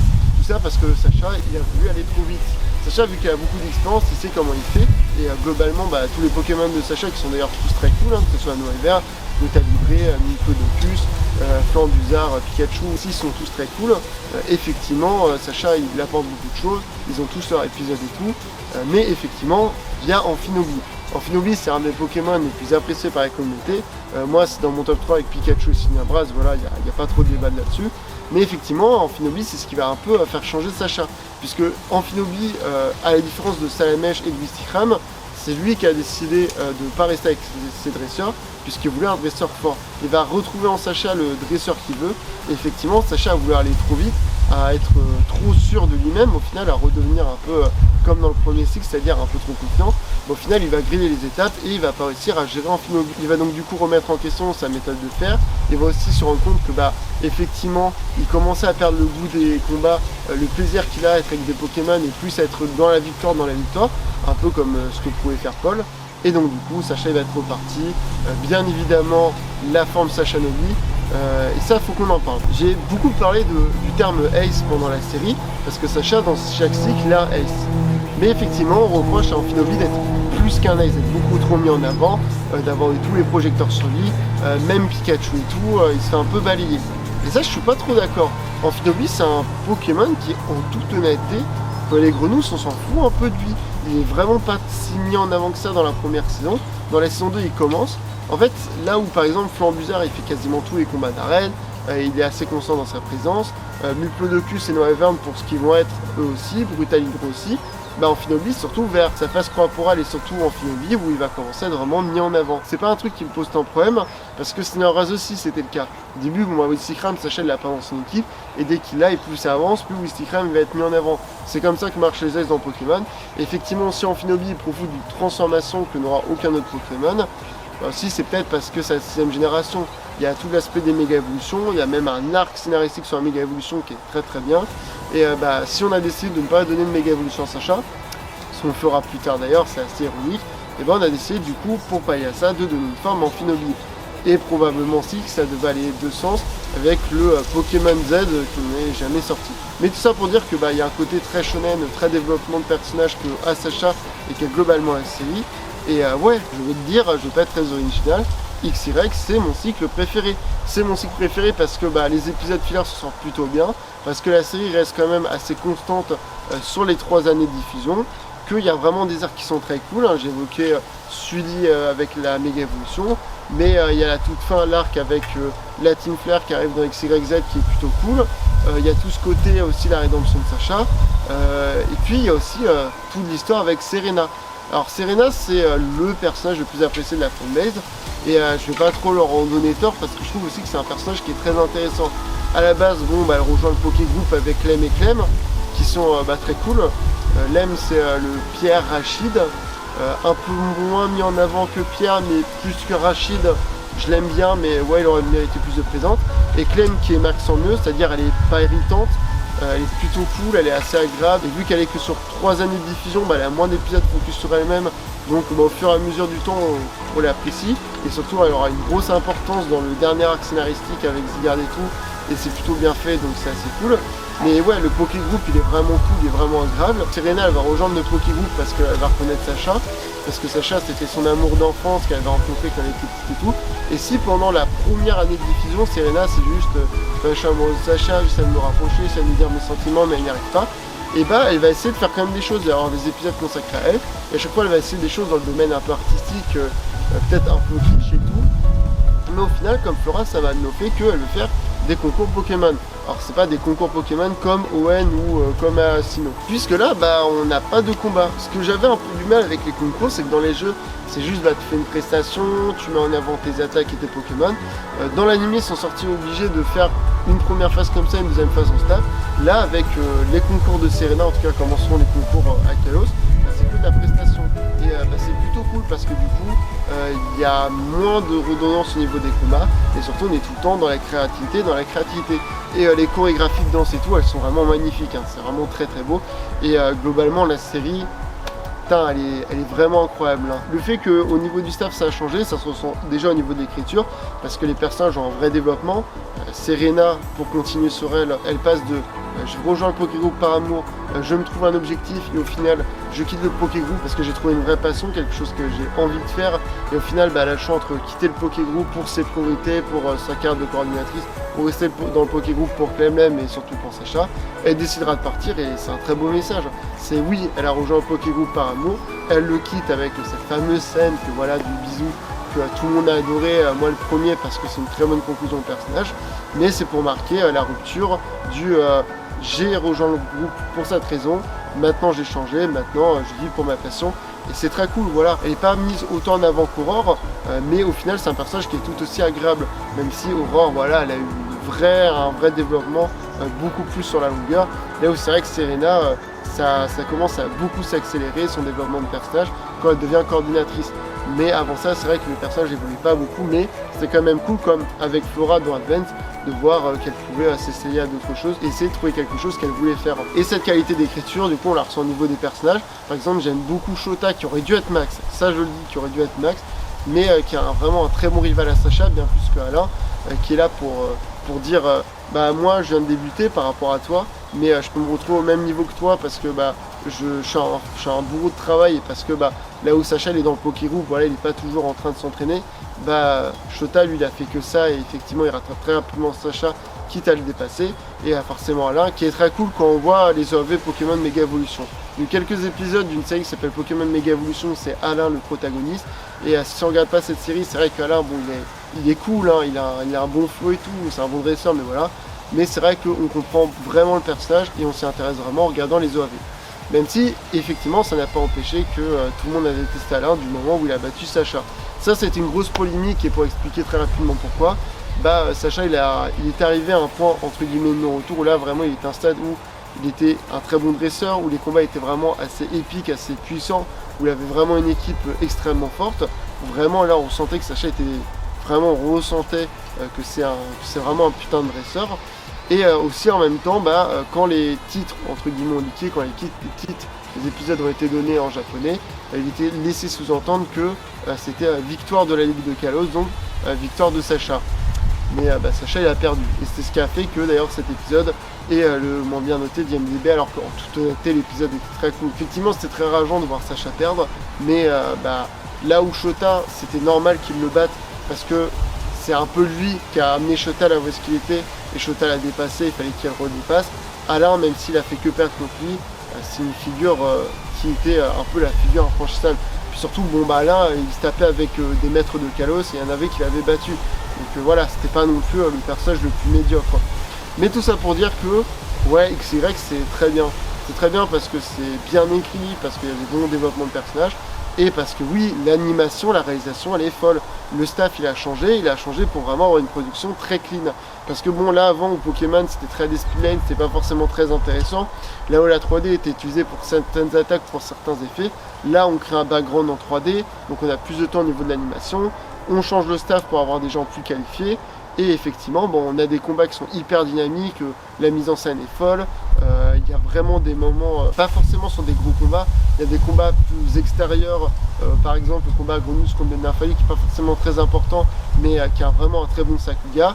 Et globalement, ouais, la série, elle est vraiment, elle est un peu sur une forme de conclusion en termes de ton. Le dernier épisode, comment il se termine et tout, ça aurait pu être très clairement une conclusion au personnage de Sacha, même s'il n'aurait pas réussi son objectif, même si ça serait un peu terminé abruptement en termes de ce que doit faire Sacha. Mais en tout cas, ça aurait été très cool, parce que la série, on peut le dire, est arrivée à un stade où on ne pouvait plus trop travailler Sacha. Et c'est là où on arrive effectivement au 7e cycle. Du coup, le 7e cycle, donc, qui a commencé en 2016 et qui s'est terminé en 2019, soit comme XY, et on commence à comprendre comme Noir et Blanc, etc., qui a duré 3 saisons pour 3 années, c'est le cycle le plus... Non, en fait, c'est pas XY, c'est clairement Soleil Lune, le cycle qui a fait parler le plus de lui, qui a fait couler le plus d'encre. Déjà, on perd certaines personnes du staff de XY, et pour ce des personnes qu'on a au final, on a Yuhama, Asada, Daiki, et à l'écriture, on a Matsui, Hideki, Tsunado. Bref, en fait, on retrouve pas mal de gens qui avaient taffé avant et qui avaient un peu laissé leur place par rapport à XY. Donc, est-ce que ça veut dire que c'est bien? Est-ce que ça veut dire que c'est pas bien? Pour beaucoup de gens, ça veut dire que c'était pas forcément bien. Il faut savoir que Soleil et Lune, dès que ça a été annoncé, ça a été très mal reçu. Pourquoi? Parce que le chara-design de Sacha et Pikachu, et même au niveau des formes, des personnages et tout est devenu plus lisse, plus arrondi, plus cartoon. Bref, les gens étaient en mode c'est plus bébête, on est arrivé au pic du shonen de la série, et là, c'est le caca. Et effectivement, la série a été très mal reçue, effectivement, beaucoup de gens n'ont pas voulu regarder la série, et vraiment, ça a fait... moi, je me rappelle à l'époque, pour avoir vécu ça, c'était assez impressionnant. Et même moi, j'étais le premier à pas vouloir voir la série. Et au final, j'ai vu quelques épisodes et j'ai fait bon, bah, c'est pas fou quoi, c'est coolos, mais voilà. Donc je me disais, bon, bah, c'est fini, Pokémon, ça y est, XY, c'était pas le prime, bon, si, mais c'était l'accomplissement de la série et la série finie. Sauf que, en fait, bah, c'est quand même important de voir la série dans sa globalité, de se dire qu'au final, bah, Pokémon Soleil et Lune, si je dirais qu'XY c'est ma série préférée, et que bah vous l'avez compris, je la trouve très bonne, bah Soleil et Lune je la trouve très bonne aussi, et que je dirais que c'est la deuxième meilleure série Pokémon. C'est un truc qui me rend fou, c'est que les fans d'XY et de Soleil et Lune se détestent. Les fans d'XY trouvent que Soleil et Lune c'est trop cartoon, trop comique et tout, et les fans de Soleil et Lune trouvent que XY ça se prend trop au sérieux, c'est pas forcément très intéressant, qu'il n'y a pas vraiment de conflit au sein du Poké Group et tout, alors que bah il marche vraiment de ouf, hein, le Poké Group d'XY. Alors qu'au final, les deux séries, eh ben, elles se ressemblent pas mal. Alors si la série est plus cartoon, plus comique, effectivement, il y a beaucoup plus d'humour. Et il marche aussi bien que celui du premier cycle, donc autant vous dire que c'est cool, quoi. Puis il y a beaucoup d'humour au niveau de jouer avec les formes, de faire des blagues au niveau de l'apparence des personnages, de faire des trucs vraiment humour cartoon américain plus que humour japonais et tout, en tout cas d'animé japonais. Bah effectivement, bon, ça c'est déjà très cool et c'est peut-être l'une des séries qui se prend au sérieux, mais c'est aussi l'une des séries qui prend le plus au sérieux. Le Sacha de Soleil et Lune, c'est, je suis désolé, le Sacha d'XY dans comment il est, dans son expérience, dans comment il gère ses Pokémon et tout, même dans sa qualité en tant que dresseur et tout. Et on a beaucoup d'histoires quand même très intéressantes. On a tout l'arc avec Lily et sa mère qui est vraiment très cool, qui est vraiment le prime du cycle. On a l'épisode hyper triste de Malo avec sa mère et tout, vraiment hyper va dans l'épisode. Les épisodes sur Flaméo. Et globalement la série elle reste quand même très dans ce ton, très shonen et tout. Juste on revient à quelque chose de plus comique, on essaie de faire un mix des deux. Et ça marche vraiment bien. Alors ça marche vraiment bien parce qu'il y a un truc qu'a Soleil et Lune qu'a aucune autre des autres séries, c'est que ça se passe du coup sur les îles à Alola. Et du coup, vu que c'est des petites zones et tout, bah, on croise souvent les mêmes personnages. Autre que le Poké Group qui est assez fat, et on y reviendra, bah, on se retrouve à revoir plusieurs fois les mêmes personnages, à voir comment ils ont évolué. Par exemple, le professeur Orb qui se marie pendant la série, des personnages qui reviennent et tout, que ce soit Gladio qui s'installe comme un rival à Sacha, comme la meuf avec son Raichu d'Alola. Bref, il y a plein de personnages qu'on voit et c'est extrêmement plaisant parce que les personnages ils gardent quand même la qualité d'écriture d'XY, ils sont intéressants, ils ont des choses à raconter et pour le Poké Group aussi. Pour ce qui est du Poké Group, bah, il y a Lily qui a tout son arc avec sa mère, Gladio et tout qui est plutôt cool, voilà. Bon, même si elle fait un peu pas pain bêche, mais au début où voilà, elle fait un peu fille prude et tout, son évolution en tant que fille qui a peur des Pokémon, un peu comme le film 7 est plutôt cool. Malo, j'avais vraiment peur de pas la trouver intéressante. Au final, je pense que après Sacha, c'est le personnage que j'apprécie le plus de ce cycle. En fait, elle a un peu un côté Pierre, un côté un peu plus mature, un peu grande sœur et tout, et qui marche vraiment bien. Et surtout, tous ces épisodes sur elle sont vraiment cool et tout. Il y a Kawaii que j'aime bien, qui est un bon rival à Sacha, même si on considère plus comme un ami.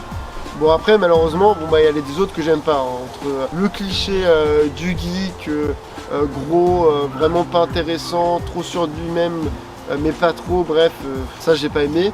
Et Nephi qui... Nephi, je sais pas, c'est Deus Ex Machina, c'est-à-dire elle est pas particulièrement forte, elle est pas particulièrement intéressante, mais celle qui va loin et tout, elle bat Malo pendant la ligue Pokémon et tout, bref, c'est pas trop ça. Mais en tout cas, en termes de Pokégroup, il marche très bien, et le fait qu'on les voit souvent, c'est quand même assez cool. C'est comme les Pokémon de Sacha. Alors pour ce qui est de l'Ultra Chimère et de Melmetal, je trouve que ça fait très redite justement avec Solgaleo. Mais à part ça, Flamiaou, j'aime beaucoup. Lougarok, c'est très intéressant. Il y a un côté très Simiabras à pas contrôler son pouvoir et tout. Et du coup, c'est lui le ace de la série. Malheureusement, je sais que beaucoup de gens l'aiment, mais j'ai quand même du mal avec le brindibou de Sacha. J'adhère pas forcément à l'humour qu'il apporte et tout. De temps en temps oui, de temps en temps non. C'est un peu un Pokémon qui peut être beaucoup plus mis en avant, mais qu'ils ont mis au final plus en retrait. Parce qu'on dit beaucoup qu'Amphinobi c'est un peu le voleur de buzz de tous les Pokémon de Sacha, mais le Lougarok de Sacha, de quasiment des premiers épisodes jusqu'à la fin, c'est vraiment le gros ace. Hein. C'est la différence d'Amphinobi, de Simiabras qui ça vient pas forcément tout de suite. Lougarok de Sacha il est assez rapidement Rocabo, et après ça c'est vraiment tout le temps, vraiment, on le voit tout le temps. Mais c'est pas forcément une mauvaise chose, mais c'est vrai que son conflit de pouvoir il dure un peu longtemps, et avec comment nous est montré Sacha, effectivement je pense que ça aurait pu être réglé plus rapidement, en tout cas dans comment a été évolué Sacha. Mais tout ça pour dire que si la série est très comique, elle marche bien, que en termes d'ambiance c'est très agréable, elle a pas à rougir de Diamant et Perle ou du X-Ray qui je trouve sont les mieux écrites. Elle est tout aussi intéressante et elle aussi elle a toutes les bases d'une série Pokémon. Et quand il faut juste montrer Sacha et gérer les autres personnages du Pokégroup, la série le fait. Donc ça c'est vraiment cool. Elle n'a pas peur de prendre des libertés, de prendre des risques comme X-Ray qui en termes de ton était quand même pas un cran dessus, mais permettait quand même d'aller un peu loin par rapport à ce qu'on a vu globalement dans la série Pokémon et surtout avec Noir et Blanc avant, et c'est plutôt cool. Surtout que c'est quand même la saison où Sacha il devient maître d'Alola. Alors ça va pas dire grand chose parce que il y avait la première ligue qui d'ailleurs fait partie des meilleures ligues. Si elle est meilleure que toutes les premières ligues, meilleure qu'XY, oui, la ligue de Diamant et Perle, et ça on ne le cachera pas, et la meilleure ligue connue, toute série Pokémon, par tous les combats, tout ça, l'affrontement Sacha Paul, les autres rivaux. Mais c'est vrai que c'est avec cette ligue que Sacha devient maître, et c'est plutôt cool. Déjà parce que les combats sont quand même assez classe, parce qu'on connaît tous les personnages qui s'affrontent dans cette ligue, et ça c'est vraiment un point fort. C'est-à-dire il n'y a pas tel personnage qu'on ne connaît pas, on nous montre bien tous les combats, et ça c'est vraiment agréable de pouvoir voir pour une fois toute une ligue en entière avec que des personnages qu'on connaît, qu'on a eu le temps de voir et tout du long de plein d'épisodes. C'est vrai que c'est quand même une sacrée force. Mais tout ça pour dire que au final Soleil Lune c'est une série qui ici elle est très comique, très rigolote, et je trouve elle est quand même tout aussi sérieuse que ce qu'on a pu faire après, et qu'effectivement il y a quand même un gros bashing de la série. Le fait que Sacha ait changé de cara design, je l'aime pas, voilà, mais c'est pour des raisons d'animation, c'est pour des raisons de permettre que ça soit plus souple, de faire des choses plus dynamiques et tout. Et Soleil Lune peut quand même se vanter d'être la série la plus constante en termes de qualité. Alors oui, l'arc avec les Ultra Chimères, je la trouve nul, mais la meilleure première saison, tout cycle Pokémon confondu, c'est Soleil Lune qui l'a. Il n'y a pas un mauvais épisode. Tous les épisodes de la première saison de Soleil Lune sont vraiment bien. Alors au final, arrêtez de faire la guerre entre XY et Soleil Lune, juste c'est les deux meilleurs cycles, il n'y a rien à dire. Et je trouve que c'est une bonne continuité. Même si Sacha il évolue pas trop. Enfin il devient maître. Et qu'est-ce qui pourrait le faire passer au-dessus de maître? Du coup maître Pokémon, plus grand de tous les dresseurs. Et on y vient au dernier cycle actuel, le cycle 8 Pokémon Journée. Le monde est très grand, mais tu sais où me trouver. Le cycle 8, donc le dernier cycle Pokémon Journée, est un cycle qui est quand même assez différent. Comme vous l'avez compris, hein, ou pour ceux qui ont suivi la série ou qui ont juste suivi la vidéo, à chaque fois Sacha il va dans la région de la génération en question, il fait les 8 champions d'arène ou les épreuves, il fait la ligue, etc. etc. Là c'est différent parce que Pokémon Journey, même s'il va y avoir des choses qui vont se passer à Galar, c'est un cycle où on va retourner dans plein d'endroits. Ça va principalement se passer à Kanto, ça va se passer aussi à Galar, ça va se passer à Hoenn, à Sinnoh, à Kalos, etc. etc. Bref, c'est la série où effectivement on a un peu carrément cassé les codes. Puisque Sacha fait même plus les champions d'arène, pas une question de battre les épreuves de Alola. Cette fois c'est juste, il participe à un gros tournoi où il est classé et où son but c'est d'arriver dans le top 8 pour pouvoir participer au gros tournoi des 8 plus grands dresseurs de tout l'univers Pokémon. Rien que ça, vraiment rien que ça. Et donc du coup, Sacha il va pas trop évoluer. Sacha il va avoir Lucario, voilà, le ace de la série, un peu en mode Loup-Garok, Simiabras, Amphinovie. Il est très fort, il faut contenir sa puissance et tout. Il va lui donner la méga évolution. Il va aussi avoir un ectoplasma assez rigolo, assez cool qui va gigamaxer. Son Dracolos qui est un peu comme le Macronium, mais sans le côté excessif, donc c'est assez cool. Et après Palartichaut et le Pokémon Fossile Dragon, avec lesquels j'ai un peu plus de mal qu'ils ont essayé de mettre en avant, mais que je trouve pas franchement très fifou. Mais il n'y a pas grand chose à dire sur Sacha. Il va avoir des combats stylés, mais ça on en reviendra un peu plus tard. Par contre là où c'est intéressant, c'est qu'au niveau du Pokégroup, on a deux personnages, Chloé qui sera pas vraiment du Pokégroup, plus vraiment vers la fin, mais on a Chloé du coup qui elle est Flora, Serena, je sais pas trop quoi faire, elle est pas particulièrement fan des Pokémon, mais du coup c'est un peu son arc tout le long de la série, c'est de trouver un truc qui lui fait plaisir, c'est le fait qu'elle commence à apprécier les Pokémon. Bon, tout ça pour devenir chercheuse, bon c'était pas forcément le meilleur truc. Et en toute honnêteté, voilà, faut qu'on le dise, le développement de personnage en journée, c'est un gros problème. Chloé, elle est vraiment intéressante tout du long, ses apparitions elles sont cool, même si elle n'en a pas énormément, mais au final sa conclusion elle est nulle, elle n'est pas intéressante, ça se voit que ça a été rushé. Et on a le personnage de Go qui est le protagoniste de la série avec Sacha. C'est-à-dire on n'est pas sur du Aurore, on est sur du Sacha. Go il va avoir autant d'épisodes que Sacha, il sera autant mis en avant. Il y a deux protagonistes à ce cycle et c'est Sacha et Go. Et c'est un gros problème. Pas que j'aime pas Go, Go a vraiment du potentiel, mais le problème de Go c'est qu'il arrive, il capture tous les Pokémon, parce que son but c'est de capturer tous les Pokémon pour attraper Mew. Et le problème c'est qu'il va vraiment en attraper énormément. Il va attraper un Suicune. Alors capturer des légendaires dans la série c'est pas grand chose, hein, parce qu'on sait que les légendaires ils ont des bébés, donc il y a plusieurs Suicune, plusieurs Lugia. Peut-être pas des Dialga ou des Palkia, mais en tout cas il y a beaucoup de légendaires qui ont des enfants et tout. Mais Go il va attraper dans le monde Pokémon, il va pas avoir de difficulté. Il va être juste remis une fois en question pendant un raid, parce que il s'appelle Go, GOH, ça fait référence à Pokémon Go, et lui son but c'est que pour attraper nous, il va attraper des Pokémon, mais il va participer assez tardivement d'ailleurs à une forme de concours, compétition pour être sélectionné et pour participer à la mission de capturer nous, où il y aura Régis d'ailleurs, ça c'est plutôt cool, Régis qui revient pour en fait au final plus succéder au professeur Chen, son grand-père, que de rester un très bon dresseur, et du rival de Go, Tobias, un ami d'enfance, tout ça. Mais par une fois pendant un raid, Go il est jamais remis en question. On dit jamais que ce qu'il fait c'est mal, puisqu'il capture toujours les Pokémon, il a jamais de mal, il s'adapte extrêmement facilement. Et c'est problématique parce que Sacha il serait supposé être son mentor, parce que Go il commence, il connaît pas grand chose, il est jamais en dehors de Kanto, et pourtant Sacha il lui apprend rien et Go il apprend tout extrêmement rapidement, il réussit tout. Et ça c'est problématique parce que autre que il a attrapé Mew sur la paume de sa main, ça je trouve ça pas ouf, hein. Bon c'est métaphorique qu'il a quand même attrapé parce que tu n'attrapes pas Mew, voilà, mais je trouve ça quand même dommage. Mais effectivement Go c'est vraiment dommage. Ça aurait pu être le nouveau Sacha, il aurait pu après ça avoir un cycle sur lui en tant que protagoniste pour essayer de devenir après avoir capturé des Pokémon un dresseur comme Sacha, c'est-à-dire les combats d'arène, tout ça, et le retrouver au plus haut parmi les plus grands dresseurs. Et au final Go il capture des Pokémon, il n'y a pas de mal et voilà. Au niveau de ses Pokémon à lui, Flambino, Larmélon et tout, effectivement il y a un peu de développement, il a quand même du mal à les comprendre, ils sont un peu salamachères dès qu'ils évoluent, voilà et tout. Mais à part ça, Go il raconte rien. Le seul personnage qui raconte des trucs c'est Sacha, et Sacha il fait juste sa quête d'aller affronter les 7 autres meilleurs dresseurs dont il fera partie des 8 meilleurs. Et c'est dommage parce qu'en fait la série elle perd ce côté fil rouge, narratif et tout qui était gardé dans Soleil et Lune, et on continue encore plus dans cet aspect comique, épisode filler et tout qui avait un peu ramené Soleil et Lune d'une manière bien. Je veux dire Soleil et Lune c'est quand même le cycle où la Team Rocket est excellente. Vraiment, ils sont trop agréables et toi sûr. Et bon là, la Team Rocket vraiment useless à en crever. Mais surtout, les épisodes, ils sont pas forcément drôles. Alors si la première saison est cool, j'ai vraiment du mal avec la suite. Et surtout en termes de production. Parce que bon, j'ai dit oui, XY, les combats sont stylés, tout ça bien animé.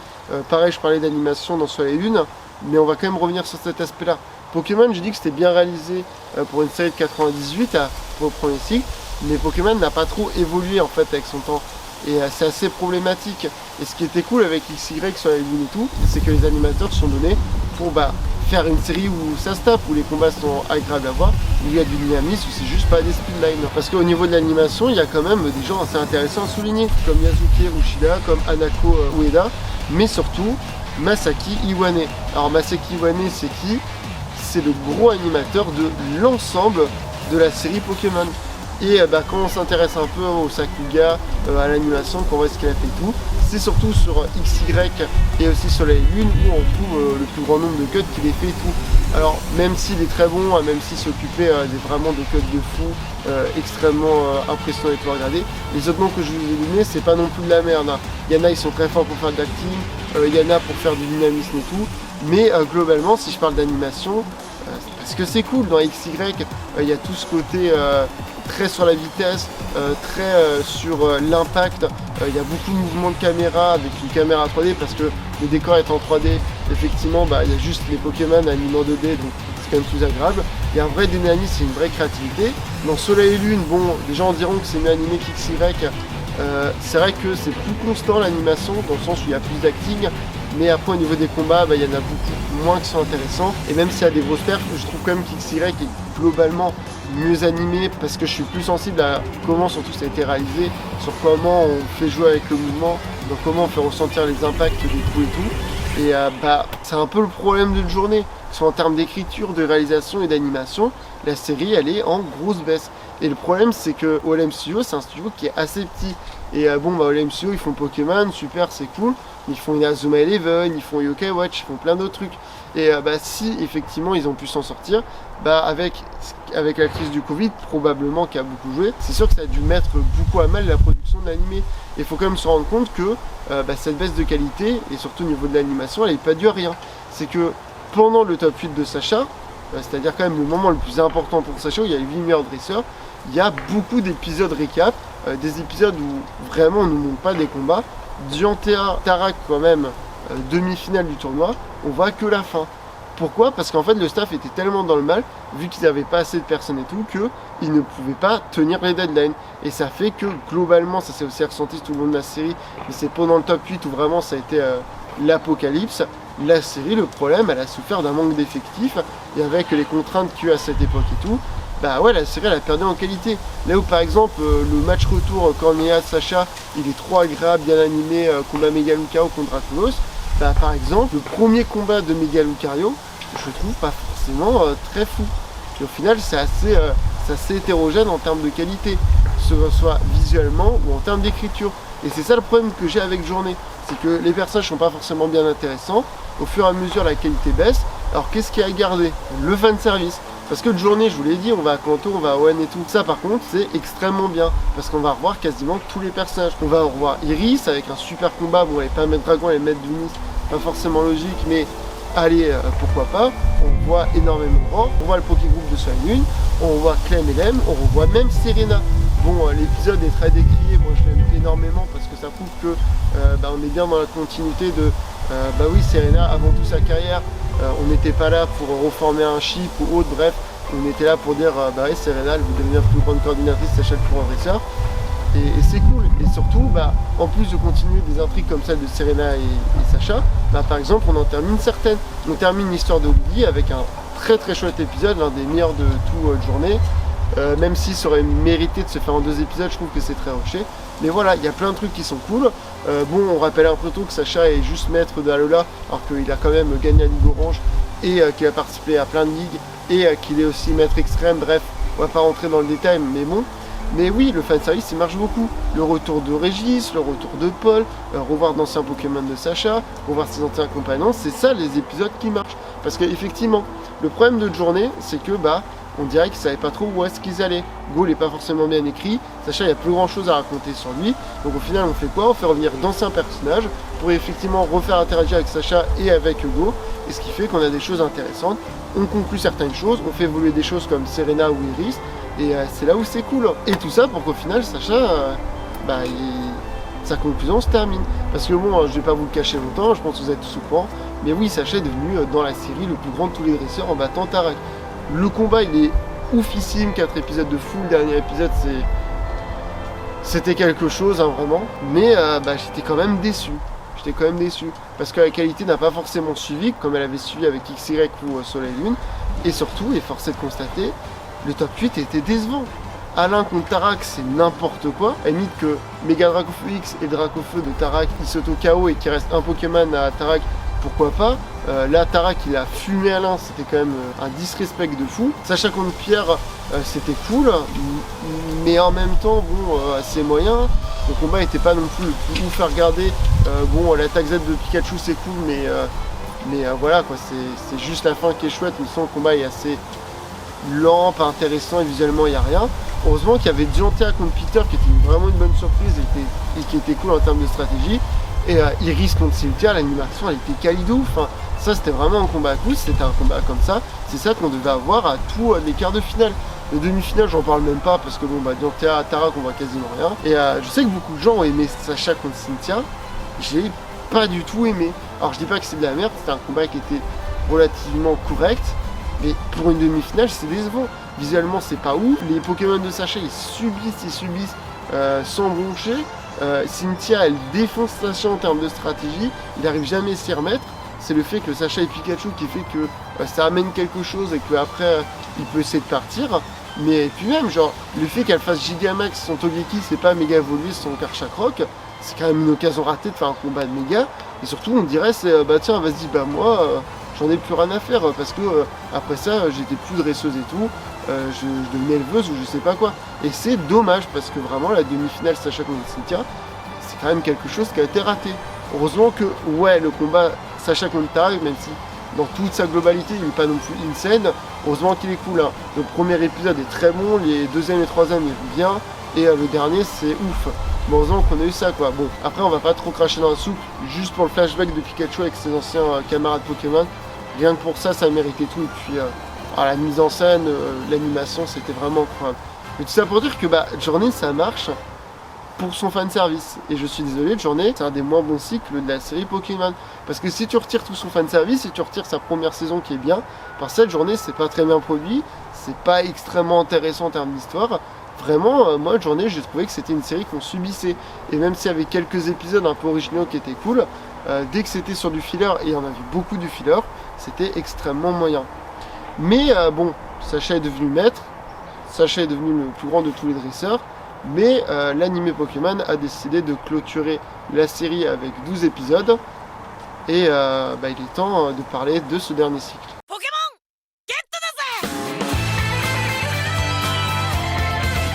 Il est temps de parler du dernier cycle, parce qu'on considère comme être du cycle 8, mais de Pokémon MB Pokémon Master, bref, Sacha qui veut devenir maître Pokémon.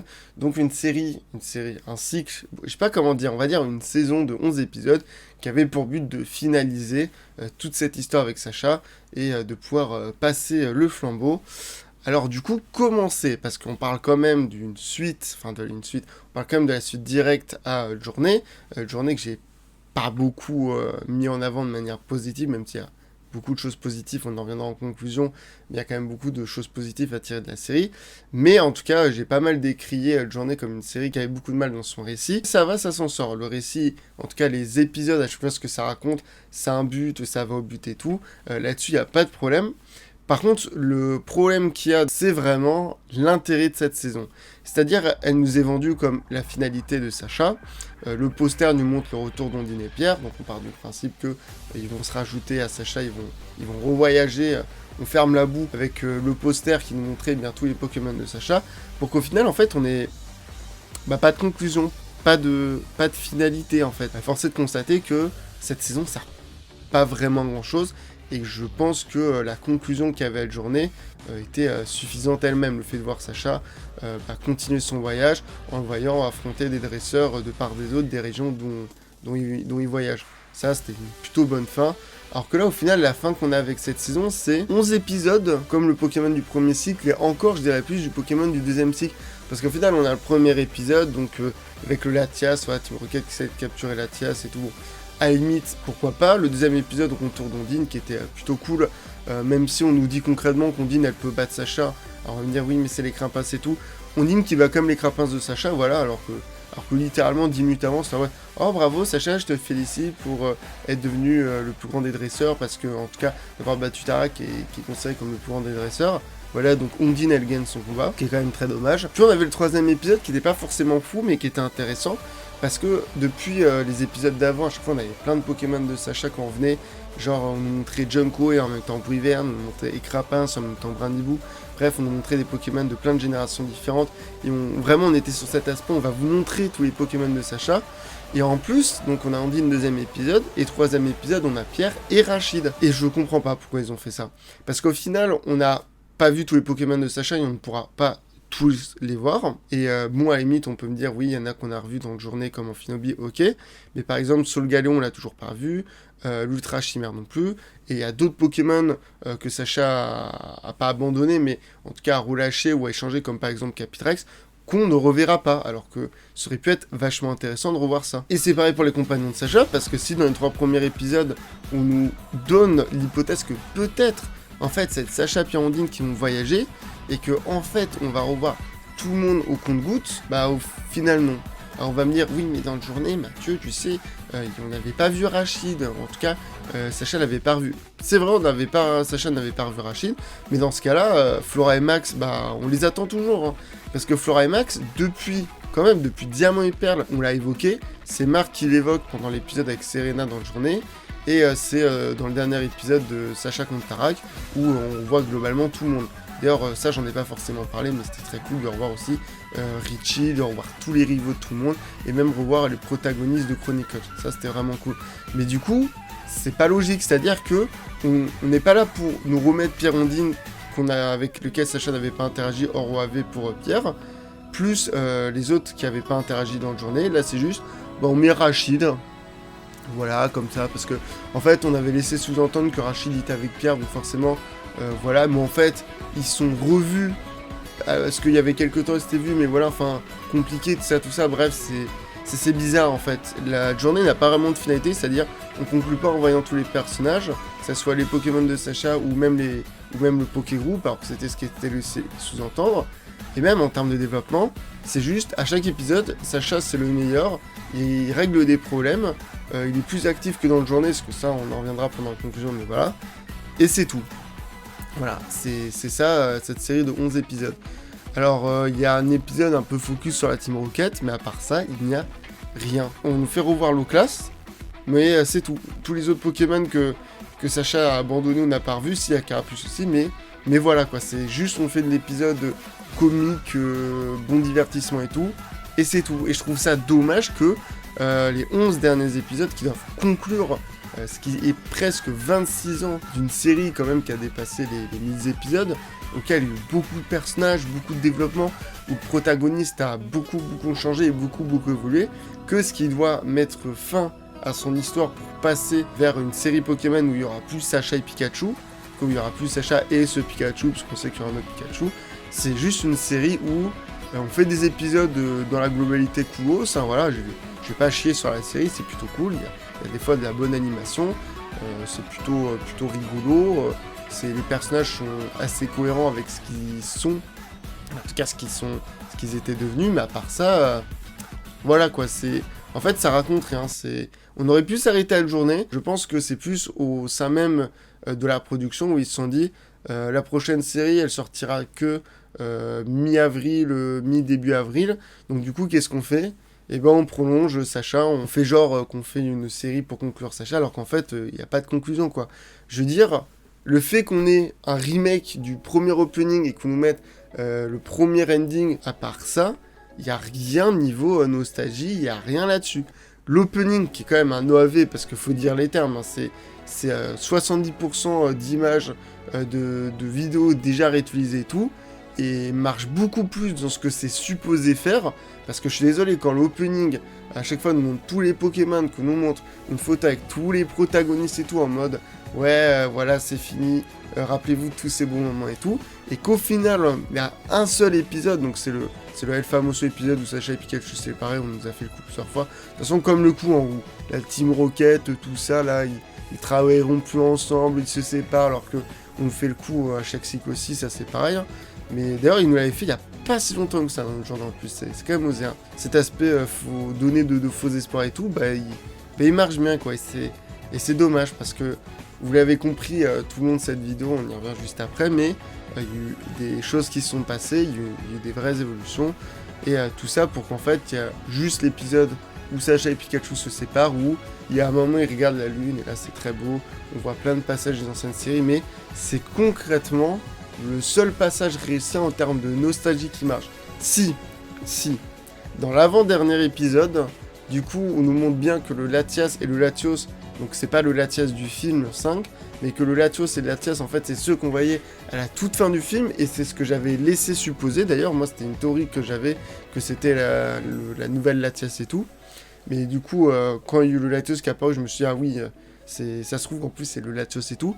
Effectivement, là, la série, elle s'est dit, putain, on sait pas. D'ailleurs, c'est marrant parce que je regardais les épisodes en live et on se posait la question avec un viewer 10 minutes avant, mais la série, ils ont fait, tiens, est-ce qu'on décide de canoniser réellement? Parce que de temps en temps, il y a des petites mentions, enfin, ou en tout cas, il y a des petits indices en mode, ouais, les films sont plus ou moins canons avec la série. Là, on fait, bah tiens, c'est le Latios et Latias à la fin du film.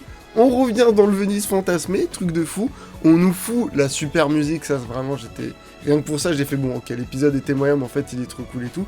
Mais voilà, on a deux passages qui jouent sur cet aspect nostalgique. Parce que oui, il y a Pierre Ondine qui sont de retour, mais Pierre, bon, il était là jusqu'à Diamant et Perle, on l'a même vu une fois pour Noir et Blanc. Ondine, on l'a quand même eu pendant 2 cycles, on l'a revu pendant le 3e cycle, et il faut aussi parler du fait que Pierre Ondine, on les a revus pendant le temps de quelques épisodes aussi, pendant Soleil et Lune. C'est vraiment pas des personnages qui aujourd'hui apportent tant de nostalgie, c'est juste, ah bah c'est les vieux potes de Sacha, voilà, ils reviennent de temps en temps, c'est cool.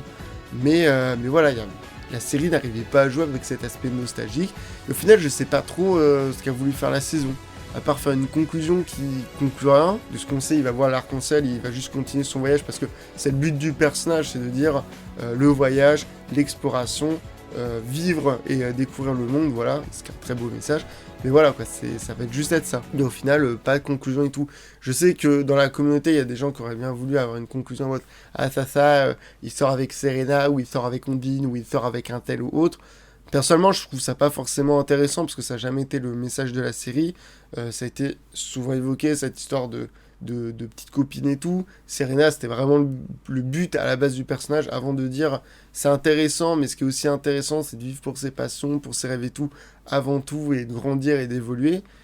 Mais voilà, quoi, c'est peut-être que des gens voulaient avoir une conclusion là-dessus.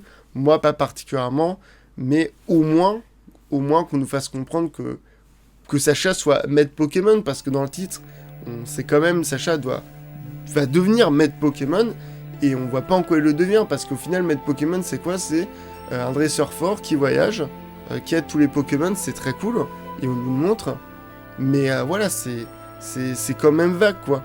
Il aurait fallu avoir encore un petit pic d'évolution dans Sacha, quelque chose, mais qui nous montre que il y a une vraie finalité à son développement. Parce que là, à part dire que la fin de son développement s'est fait avec la fin d'XY, et qu'à partir de cela, dans Soleil et Lune, il est là pour faire développer tous les autres personnages, d'être une forme de pilier pour les autres personnages, pour que eux grandissent, et dans le journée qu'ils deviennent le plus puissant des dresseurs, bah là, il n'y a pas vraiment de finalité. La finalité, ça aurait pu être comprendre, en tout cas nous dire concrètement, ou faire en sorte que Sacha, on nous fasse vraiment dire par Sacha ou par Pikachu, je m'en fiche, mais voilà, Sacha, c'est son objectif, il fait ça et tout, voilà, on le sait et tout, il voyage, et pourquoi ça apporte et tout, bref, un dernier ajout, quoi. Alors au final, cette saison, elle était plutôt cool en termes de divertissement, mais c'est vrai que pour conclure la série, c'était pas terrible, et justement, il est temps de faire une conclusion à tout cela. Bon, du coup, bienvenue dans cette partie conclusion, où avant de dire globalement si la globalité de la série Pokémon j'apprécie, qu'est-ce qui sont les points importants à noter sur cette série, revenir quand même sur quelques éléments dont j'aurais pas forcément parlé, ou des choses peut-être un peu plus à approfondir, parce que, voilà, pas que j'ai pas forcément eu le temps, mais en tout cas que j'ai pas forcément eu l'idée de me dire on va évoquer ça, déjà pour parler des 2 premiers cycles, évidemment ça forme un cycle qui est le cycle original série. J'ai préféré diviser, au vu de comment est la qualité des 2 cycles, au vu que c'est pas la même génération, et au vu de après recherche de voir comment avait été gérée la production de la série, surtout Shudo, voilà, comment ça s'était passé en interne pour lui, je me suis dit, en fait, c'est 2 cycles à part, donc j'ai préféré parler du cycle 1, première génération, et du cycle 2, deuxième génération, parce que le cycle 1 est vraiment bien réussi, c'est vraiment bien, c'est très drôle, et vraiment, c'est vraiment très drôle, assez surprenamment, j'avais vraiment oublié cet aspect-là de la série, et le deuxième cycle, c'était pas forcément très intéressant, et même la ligue de Johto, j'ai pas trouvé ça fifou, quoi.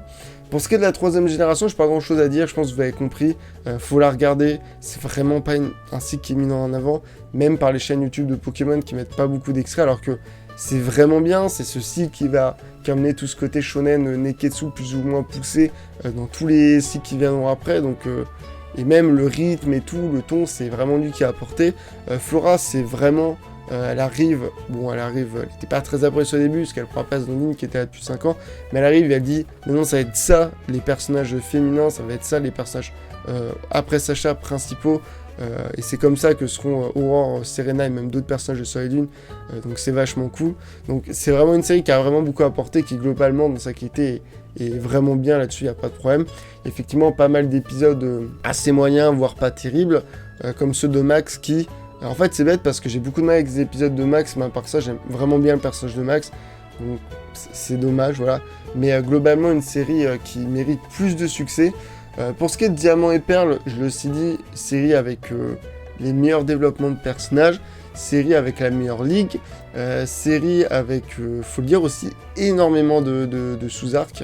Je pense que c'est la série avec le plus de sous-arcs. Après, je dirais que c'est noir et blanc, c'est surprenamment, mais plein de sous-arcs très intéressants et globalement vraiment cool.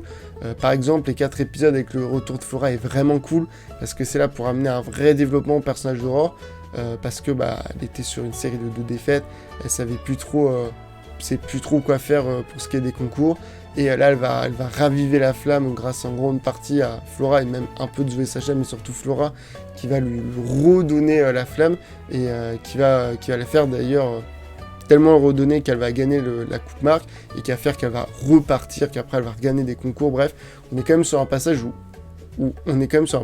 Aurore hésitait à arrêter les concours, donc c'était quand même vachement intéressant. Et au tech que je vais balancer comme ça, mais si après la première saison, les épisodes filler étaient à moitié du temps vraiment pas bons, et que la dernière saison était vraiment pas intéressant, autre épisode important, en gros, s'il n'y avait pas tant cet écart de qualité et ce nombre d'épisodes vraiment pas terrible, qui est dû du coup aux 4 années qui ont forcément forcé les scénaristes à devoir rajouter des épisodes pas forcément bien écrits, je pense que Diamant et Perle serait la meilleure série, parce que c'est sur pas mal de points la meilleure, et force est de constater que Diamant et Perle, et si on retire tous les mauvais épisodes, est vraiment une très très bonne série. Mais c'est celle qui a probablement le plus de tort en termes de constance. Là où Noir et Blanc est assez homogène, je vais pas refaire le schéma, mais Noir et Blanc ça va, c'était pas si terrible que ça. J'ai du mal avec Iris. Comme j'ai dit en plus dans le journal, on l'a fait devenir maître alors que c'est pas sa place. Elle aurait dû être maître dragon, à la limite championne d'arène dragon, mais devenir maître en même temps que Sacha, alors que Sacha il avait déjà 4 générations avant. Je trouve ça très bizarre, mais c'est comme Alain, de toute façon il avait pas sa place. Et le top 8 c'est assez particulier, parce que effectivement soit on le faisait affronter que les maîtres, soit on le faisait affronter plus de personnages qui n'étaient pas forcément des maîtres, mais pour plus d'impact, genre on aurait pu revoir Paul, on aurait pu revoir, bon, du coup pas Régis, mais je sais pas, ça aurait peut-être pu être intéressant. Mais en tout cas, c'est vrai que c'est un peu bizarre. Effectivement, Iris, avec lequel j'ai beaucoup de mal, par son ton. J'ai beaucoup de mal aussi avec le fait que la plupart des épisodes soient pas terribles, mais c'est pas non plus un naufrage. Ensuite, XY, bien sûr, que j'ai dit étant mon cycle préféré, voilà, parce que Sacha qui a une vraie finalité en termes d'écriture.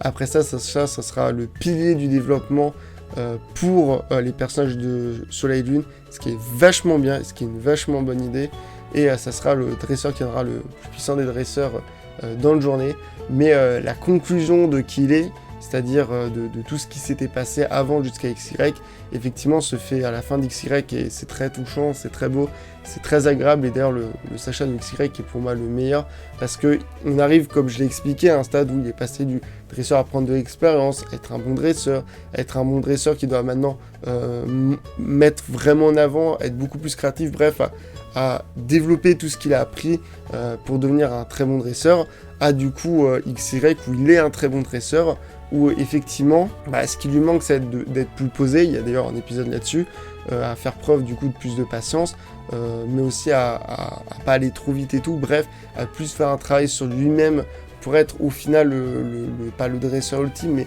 le dresseur qui portait, qui voulait devenir, en tout cas qui voulait devenir le dresseur qu'il était supposé devenir, et ça c'est ce qui fait une grande force pour moi d'XY.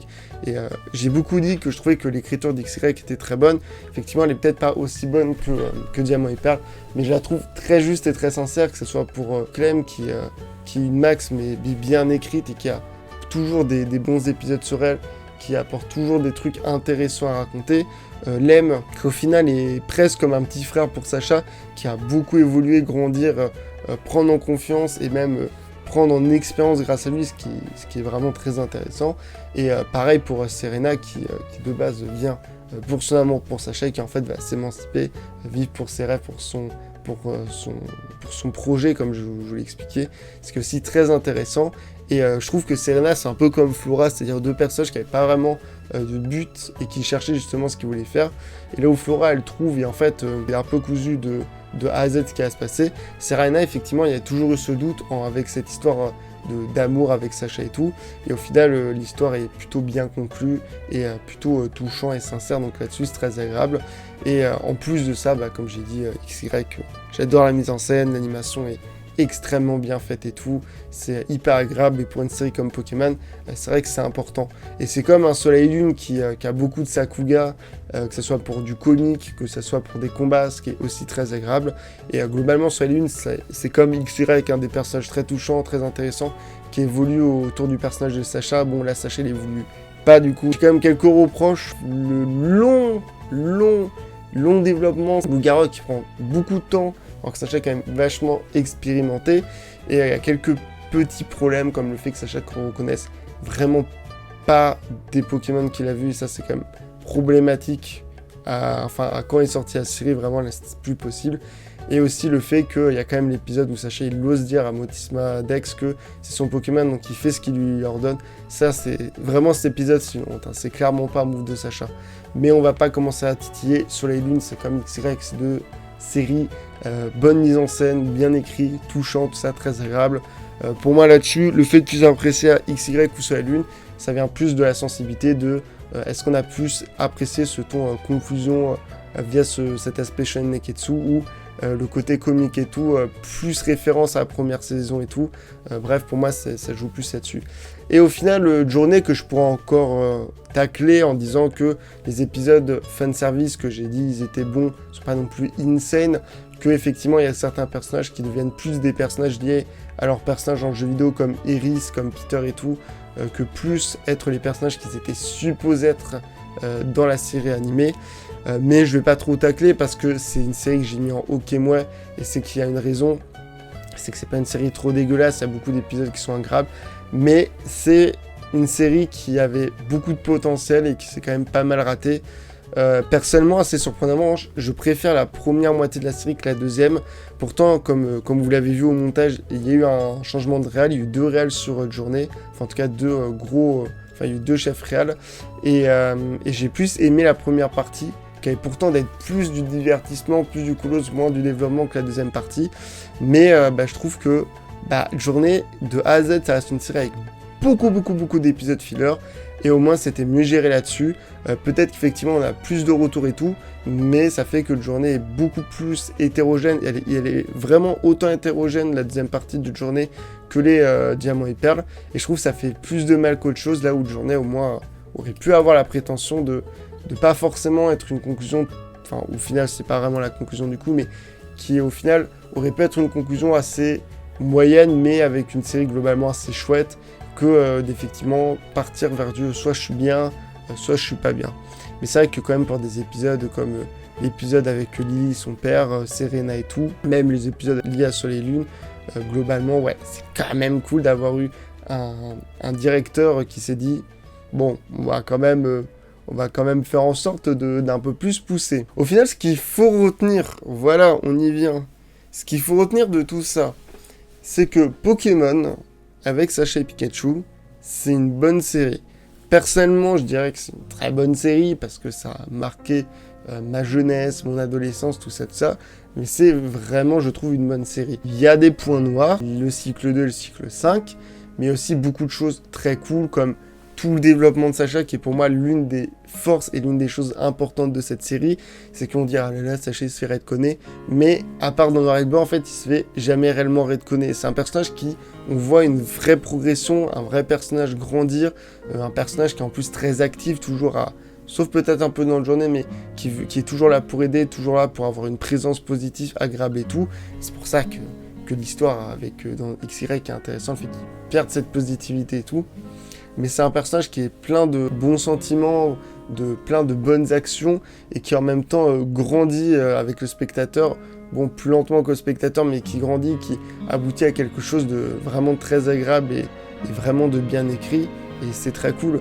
Et effectivement, la série au fur et à mesure du temps, elle a décidé de partir d'un ton très comique, très agréable, mais qui n'aurait pas pu tenir, vers quelque chose avec plein de personnages intéressants. Et c'est ça ce qui est cool avec Pokémon, c'est de voir dans son intégralité une série qui te raconte plein d'histoires, plein de personnages qui se ressemblent plus ou moins, qui ont plus ou moins les mêmes objectifs, mais qui vivent et qui grandissent avec le Poké Group et en même temps que Sacha.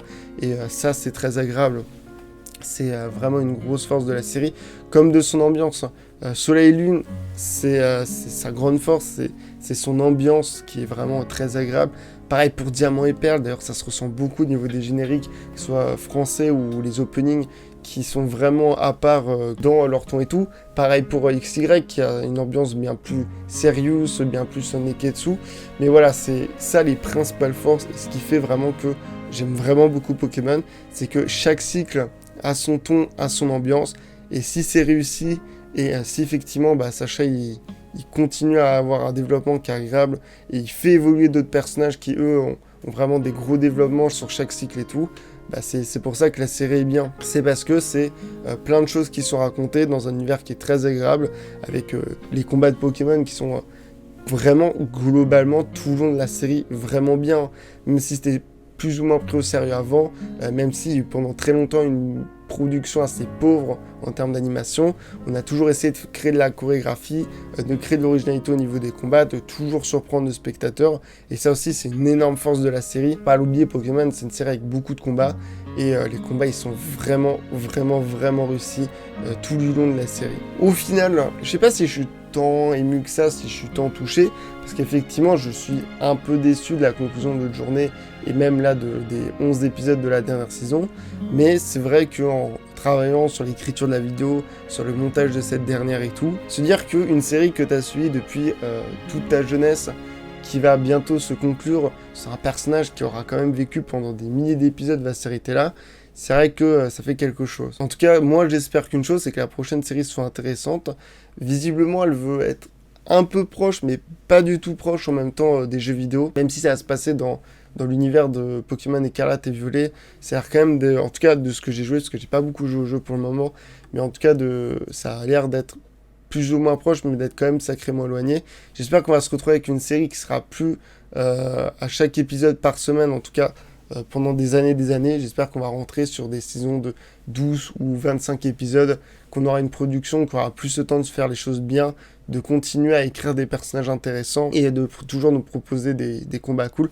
Parce que c'est ça que nous a offert, comme je l'ai dit, la série pendant presque 26 ans. C'est des personnages agréables, des bonnes morales, des bonnes évolutions, une bonne ambiance, des bons combats et un protagoniste quand même, Sacha, et on va même dire 2 protagonistes, Sacha et Pikachu, qui ont pas toujours fait un sans faute, mais pour moi, Pokémon, c'est pas les protagonistes des jeux. Pour moi, Pokémon, c'est avant tout Sacha et Pikachu. En tout cas, merci d'avoir regardé cette vidéo. J'espère qu'elle vous aura plu. J'espère retrouver vos opinions, vos avis en toute gentillesse et en tout intérêt dans les commentaires. J'espère que vous avez apprécié ma vidéo parce que c'est un hommage que j'ai quand même voulu rendre à une série que je trouve vraiment bien et qui m'a personnellement vraiment marqué. Et voilà, j'espère que ça s'est ressenti, j'espère que vous aurez envie, pas forcément de regarder dans son intégralité Pokémon, mais peut-être vous pencher sur certains cycles. Bref, on va pas plus épiloguer. Merci d'avoir regardé cette vidéo, j'espère qu'elle vous aura plu. C'était Mathieu pour cet hommage quand même assez long, mais je pense nécessaire sur cette série Pokémon. Et ça va paraître long, mais pour conclure, je dirais merci à Sacha et merci à Pikachu.